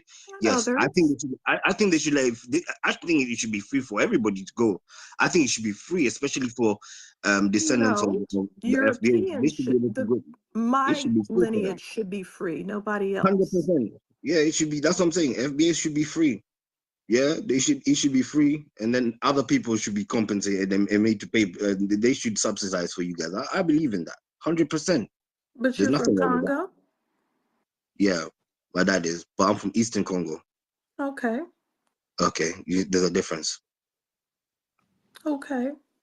Okay, next question. All right. You wanna make a smart remark? All right. Well, thank you so much, Marlo. Thank you so much, Wani. Thanks, Mario. All right, I'll get you back up in a minute. All right. I'll get y'all back up in a minute. All right. Let's see who else we got. A lot of folks in here. We're having constructive conversation. Let's get a white supremacist up in here. We haven't had a white supremacist speak. We got Dr. Davinsky. Get our white supremacist brethren up in here. What's up, Dr. Davinsky? Alaikum, Brother Tariq. How you doing today? I'm good. What's going on over there in mayonnaise land? It's pretty good. How's the crack doing? Still killing you people? Well, the crack in your mama's ass is still flat, but go ahead. Yeah, so I've been thinking you have a lot of misplaced hatred for white people. You No, I talk don't. about what you have a No, I lot don't. of you always talk about white supremacy, this, but when you actually look at any metric when it comes to racism, white people and white countries are the least racist. You can look at the ethnic tolerance index. America's number 10 ranking on that, meaning there's like 180 countries or so that are more racist than America. So you were actually very lucky. What's the index? What the hell? What metrics? It's called the ethnic tolerance index. Who's judging this? That's the thing. That's the OECD. All right, yeah, they're not experts. Only people who are experts in white supremacy and dealing with the effects of it is us, Foundation of Black Americans. And my metric says that white supremacy is still high. It's on 10. It's a cold fucking red. That's what the Tariq Nasheed metric is it's better a than the ethnic cold red. tolerance. Yes, we're the only people who can do a real accurate metrics. Yeah, that's like getting a rapist to give a rape index. Well, as a rapist, I say that rapes are down. Rape is at an all-time low. I mean, these are objective the metrics. rapist is going to say, yeah, of course the rapist is going to say rape is at an all-time low. Tariq, I want to do a fundraiser. I know you're big on the fundraising. Maybe you could take some of your movie profits from buck breaking or whatever. And so my plan is send FBAs, like a sponsored trip over to India or China or East Africa and see the real racism. Because you guys like cosplay racism. You guys have it so sweet. Look at you in your comfortable suit, which was created by the white man, with your museum. Like, come on, dude. Well, sir, modern clothing as we know it in fashion. That was the Moors brought that to y'all in Europe. Y'all were wearing burlap sacks with must and wet dog smells. So yeah, you better thank foundation, not even foundation, but you better thank the Moors for that, not foundation. No one's dressing like Moors. stupid Arabs anymore. That's some No. 7th century garments. So the Moors had y'all dressing flyer than what you were. Y'all were musty as hell. Y'all The were Arabs musty wear like as shit. sheets. Y'all didn't even bathe. Y'all weren't even bathing. Y'all thought bathing was evil. No. The Celts and the Romans independently invented soap. Have you heard of the Roman bathhouses? Have you heard Dude, of the y'all sauna? Rome, my ass, dude. Y'all always trying to hang your hat on Rome. Rome was emulating what was going on in Africa. So was Greece. Everything outside of Rome and Greece was barbaric. Y'all were running around there. Why don't you still shower today? Like, why don't you have running water in Africa? I don't live in Africa now, sir. I'm a foundational Black American, and you Yeah, guys so we have civilized you. You can thank have, us. We civilized sir, you. We created the modern world. No. The modern world was created by the work of foundational Black Americans. Y'all crawled out of you crawled out of Europe to come Yeah, I'm over to sure. Like America. the modern world's held together by peanut butter and crime. Yeah. You crawled out of Europe. Y'all were over there baking kids in pies. Y'all were over there in famines, starving. I go, Tariq, are you saying Knocking that the each other's modern head over a damn potato. Stop it. are you saying that the modern world is like glued together with peanut butter? Oh no, sir. No. And the traffic light? Sir, we were the architects of so many things. It was foundational Black Americans making all the wealth over here that built Western society for Europe. Y'all were not doing shit until we got things for you, sir. You did contribute. I'm not going to take that away from you. But what I'm saying is you have this misguided hatred. You need to go spend some time with the Arabs. I know you're like one of these Viva la Palestine. The FBAs are all up in Palestine. Look at the No, we Afro-Palestine. don't. No. We don't give a damn about no Palestine. No, we don't. We are so neutral. We ain't in that Palestine-Israel thing. Foundational Black Americans are cool. We ain't caping for nobody. Go ahead, Dr. Davinsky. Go ahead. Go ahead, man. What about Lizzo? She's the face of Palestine right now. You saw her protesting at Lizzo? yeah. Nobody takes Lizzo as an artist that white people like. That's y'all girl. Black people don't take Lizzo seriously. Lizzo is a stereotype that makes white people feel comfortable. That makes white women feel comfortable about their fucked up. No, I'm talking about the University of Mississippi, was it? Where they had the protests and you had that big fat Lizzo impersonator. Oh, you talking about there's one black woman, but yeah, there was a bunch of white people. So yeah. Yeah, but like it seems to be very common that in these protests, there's always the FBAs. They make up a huge segment of that. No, they have one or two black people, and most of them ain't FBA. So yeah, but they don't represent foundational Black Americans. They really don't. We don't care. We're very neutral. But don't you think it'd be a poll?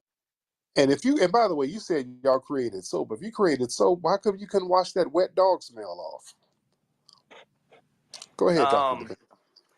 Well, I mean that's a rhetorical. We smell great. You know, black people sweat a lot. Have you noticed that? You're not as stinky as Indians, but you're up there. But hell no, that wet dog trailer park smell, that's up there, dude. If you created all this soap, damn, make something effective to get that smell off your ass. But thank you so much. Let's get Zach.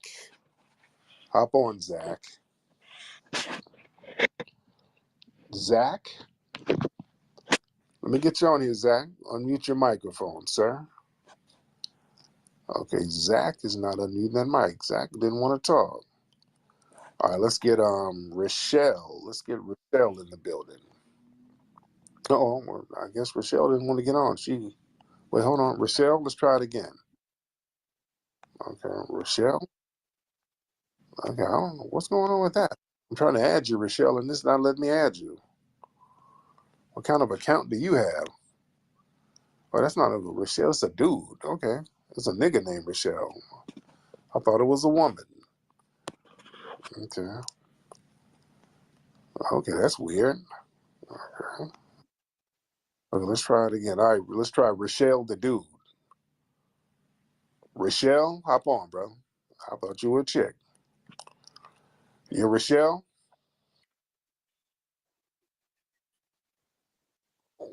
What's going on, Rochelle?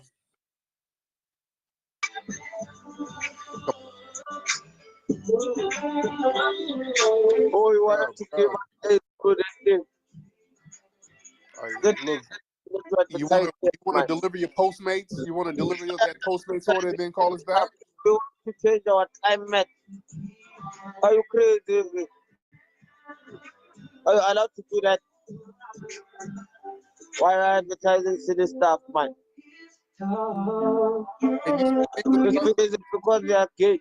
Maybe we'll understand it. If you are gay, okay, we're gonna sue you for advertising stupid things in your group. Because Trump is trying to prove that is a real name. Brother, are you on some Somalian crack? All right. Brother, you on some Somalian crack. That's what that is. Your crack is musty. Because I can't understand anything you're saying. That's not good crack. This nigga made some crack out of Red Cross rice. Bro, get back on, man, and turn the music down. Sober up, dude. What's wrong with you? I can understand one word this nigga was saying. All right. That nigga made a crack pipe out of a rhino horn. What are you over there smoking with that rhino horn, nigga? He don't even know he's probably still singing. Okay, let me get him out of here. Okay. Lord, the narcotic. What's wrong with your people, Halal? Good freaking grief. Lord. Let's get one more person in here. Because now we're getting a lot of the weirdo tethers tonight. Let's get Mayhem Mind. Let's get Mayhem Mind in the building. Mayhem Mind. And unmute your microphone, Mayhem Mind. Turn your microphone on. I'm bad. I'm at work, man. I just had a question for the Dr. Davinsky. I heard this brother ask a question one time recently, and he said like, what major inventions did they create like before 1942, like before they encountered, people over here like outside of the patent office, like what major inventions did they really have before encountering us? Yeah, I thought that was a great question that this guy asked. Because a lot of their inventions came around, especially over here in like the 1600s, which is obviously when they encountered us. So, and I hear you speak on like, I think it's Somalia or Ethiopia, when you say there's some type of drug that they're on or something. I think it's called jot or something like that. I don't think it's called cat. I think it's called jot or something like that. Cat. It's called cat, man. It's called cat. Is it? Cat. Is it? Okay. Yeah. They be high on that damn cat all the time. Don't let them talk about nobody's crack. They be high as hell over their own cat. Yeah. All right, who we got? William? Hey, Brother Tariq, how are you doing this evening? Man, I'm good, William. How are you, sir? Man, I'm doing well. You cracked me up tonight, man. Man, you're doing most tonight. Man. Good Lord. Hey, I wanted to talk about the state of the Black economy. Yeah. And this has been going on for decades, where you have certain immigrant groups that are setting up shop within the Black community, primarily Indians, Koreans, Chinese. These ethnic groups have managed to take control of the local economy within that area, and they don't particularly hire Black Americans or foundational Black Americans, but they continually take money out of the Black community and build their community wealth, while we are left poor and broke. So my question is, what can we do as FBAs to directly go after certain industries and build our wealth as a community, as opposed to building other communities' wealth?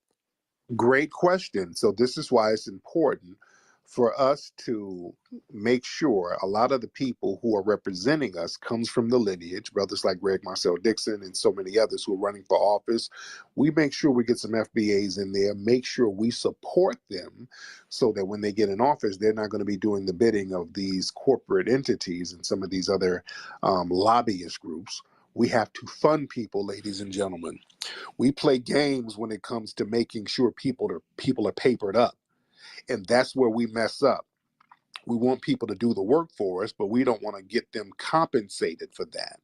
The reason why people undermine our ass so much is because somebody's writing their ass a check to do it. And people are going to follow the money, good or bad. So it's best to have people on the grassroots funding some of the people we want to do the bidding for us. Money will talk. If we put money on folks, man, and put them in office, we'll get stuff done. We can get things passed. We play games when it comes to the paper. And it doesn't take that much to support people. It just takes everybody putting a little and getting stuff done.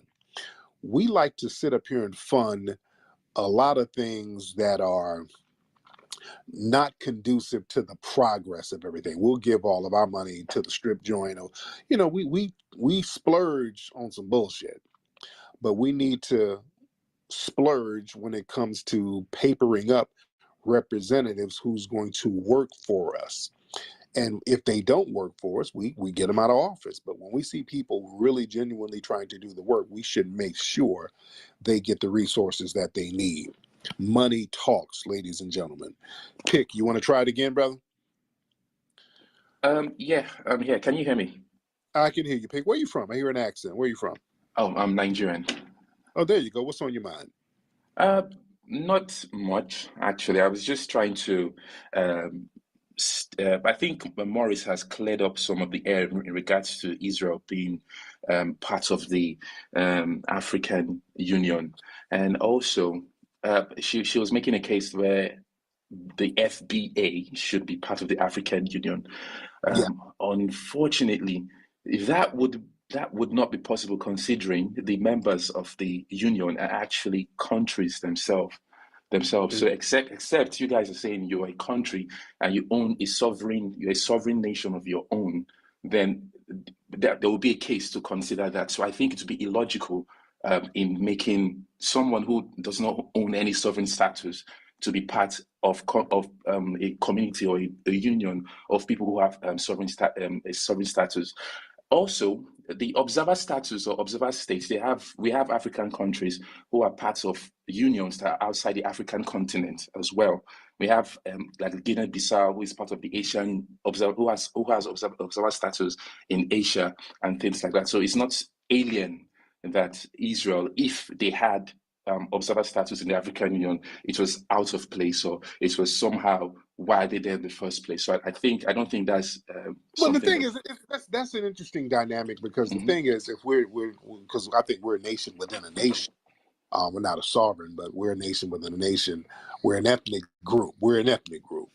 Just like y'all have tribal groups over there. You have different tribal groups, and I don't think they let tribal groups over in. You got to be a sovereign nation, but we're an ethnic group, just like there are tribal groups over there. Now, whenever there's a situation that people need assistance with, they acknowledge us as a group. When shit goes down with African folks, especially when they got caught up over there in the Ukraine, they were like screaming for Foundation of Black Americans to come help them. They were screaming for Beyonce and Keith Sweat and everybody to come help them. So the thing is, people want Foundation of Black Americans to come help them all the time and bring resources and do all this stuff. But when it comes time for them to reciprocate, well, you ain't sovereign though.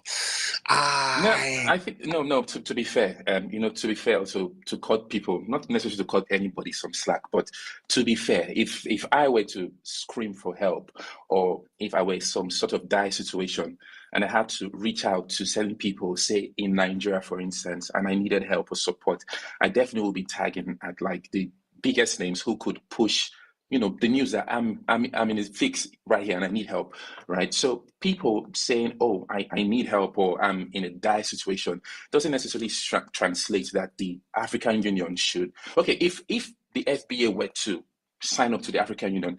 I want you, Tariq, to tell me how they would recognize you guys, who would be the leader of the supposed FBA, because I think at that point in time, we'll be having discord within the FBA community as to who will be leading that group to represent or have a status in the African Union.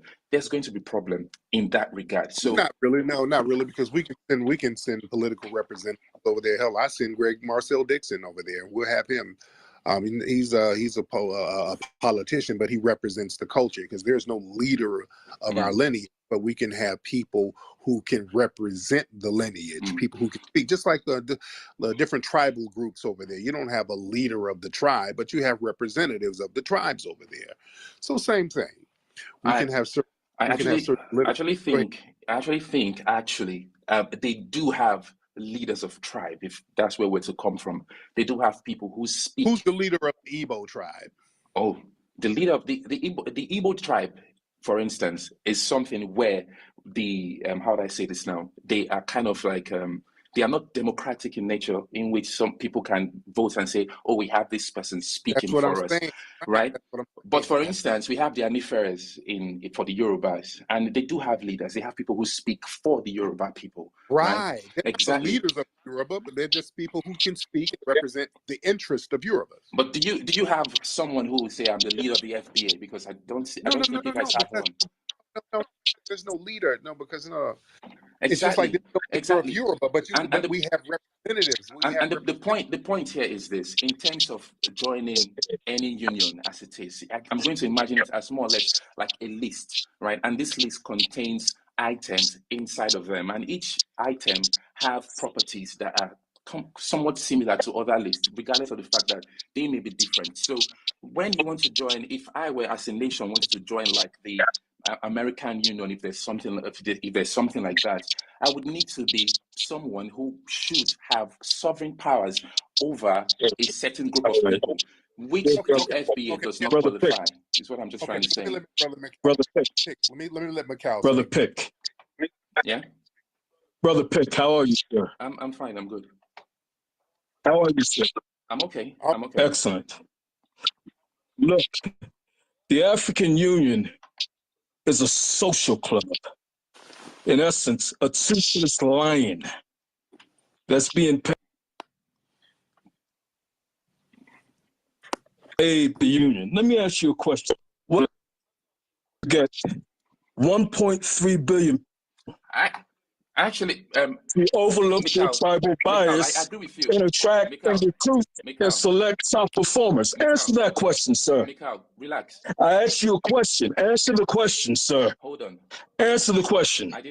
I asked you, what is the African Union doing to overlook tribal bias and attract and recruit and select top performers? Can you repeat the question? You were breaking up. I asked you, what is the African Union doing to overlook tribal bias and attract, recruit, and select your top performers? Africa is suffering from a brain drain. Your best minds are in America or in Europe. Why are they not in your homeland developing your? No, you relax. Why are they not in your homeland developing your institutions? Why are they not there? Answer that question, sir.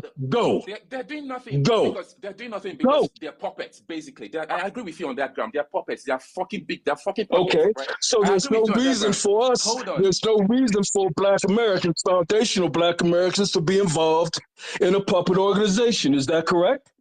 You don't even have a need to be. That's what I'm trying to say. I'm trying to say in regards to, because someone was making the point why they are not voicing out concerns about Black Americans, where they can't even fucking voice concerns for what's happening in their own backyard, right? So the thing is, I agree with you on that point, right? I agree with you on that point. Every day I wake up, I think of. There you go. Right? Let me get Wani. Okay. There you go. Okay, Pick. Let me get Wani. Pick. Let me let Wani speak. Go ahead, Wani. So, Pick, I already mentioned that I know we're not a country, but Haiti wanted to be part of the African Union, and you said yes and then said no and kicked them to the curb. So I don't understand it, because you said you had to be of African descent, and you said you had to be a country. So you know how to bend the rules for Palestine, certain other Arab countries, and Israel, but you don't want to bend the rules for us. And I feel like if you're going to make rules, then I'm going to make rules. If we don't have anything to do with you, then there's no reason for us to have anything to do with you when you call for help. You call one of those people in the African Union to help you. Don't call us. No, that's fine. The funny thing is, if I am fixed, I don't think I would be reaching out to you guys. To be fair, my first thoughts would not cross to you guys in any way, shape, or form. My grouse here is that you do not have what it takes to be part of the African Union as a body. I do not give a shit about the African Union if we're keeping it like a book, right? If I'm keeping it a book, I don't give a rat's ass about them. Rather, I would rather have progressive minds lead the African Union so we can free ourselves from the shackles of what would be perceived as Western influence, right? In regards to how we govern, in regards to how we get things going in the country, right? So that's one side of it, of what I want to say here on this space. Another thing, again, I wanted to really touch on was the fact you were mentioning things about. I want to say, why don't you guys run for office? Although you've clarified that a little bit, you've stated that some people are running for offices to be able to stress on the issues that are affecting foundational Black Americans, right? And then to a degree, it comes off as that you're speaking against white supremacy, which I thoroughly hate, if we're to keep it in bulk, okay? And then also to stress on something else about the slavery bit, right? I think anybody here coming to say Africans were not complicit, that person is lying. To be fair, we were very much complicit in the slave trade. So that's that, right? So I'm not in any way, shape, or form trying to say you guys are not, right in having your issues. I'm just saying it's just the way it is. The world is a wicked place, right? And it's not as simple as people may want it to be or want it to seem. Okay, and then you have issues with Nigerians, so people immigrating to the United States, and to be fair, the situation down here is nowhere. It's nowhere nice at all right? And trying to disparage or make people look bad, or trying to say, well, they're coming here and then they are shitting on all our efforts. I think there's a huge gap in terms of an average Nigerian going to the United States for the first time and then grasping the situation or the dynamics between the average Black person or the average person who has been born into the system that is, they have to. Okay, big shit. Thank you, brother. God, I had to land your plane. Okay, brother. Thank you. Okay, you kind of rambling, brother. You was kind of rambling on and on. Okay, I had to land this plane. Sometimes you got to land people's planes. I got into a little ramble-ish. But the thing is, like where the point is, when it comes to them doing for us, well, you're not a nation, you're not this and you're not that. But the minute y'all get in a pickle, and he's like, oh, I wouldn't call you. Y'all always call us. Every time y'all get into a situation, y'all start yelling for FBAs to come help. When the Ukrainians start whooping down on you, hello, we need help, nigga. Where's Blue Ivy? Blue Ivy, help us. You calling everybody FBA to come help. Every time you get in a situation, y'all call us. Yeah? But then when we say, hey, man, y'all got an organization over there, unification, hey, let us be a part of that. Ah, man. We could have, but, you ain't sovereign. Yeah, stop. Yeah, people can bend rules and you can make exceptions and you can do things if you want to do it. You can make things happen if you want to do it. Yeah. A lot of times y'all just don't want to do it because y'all know we get over there and we turn things around. We get over there and we'll turn shit all the way around.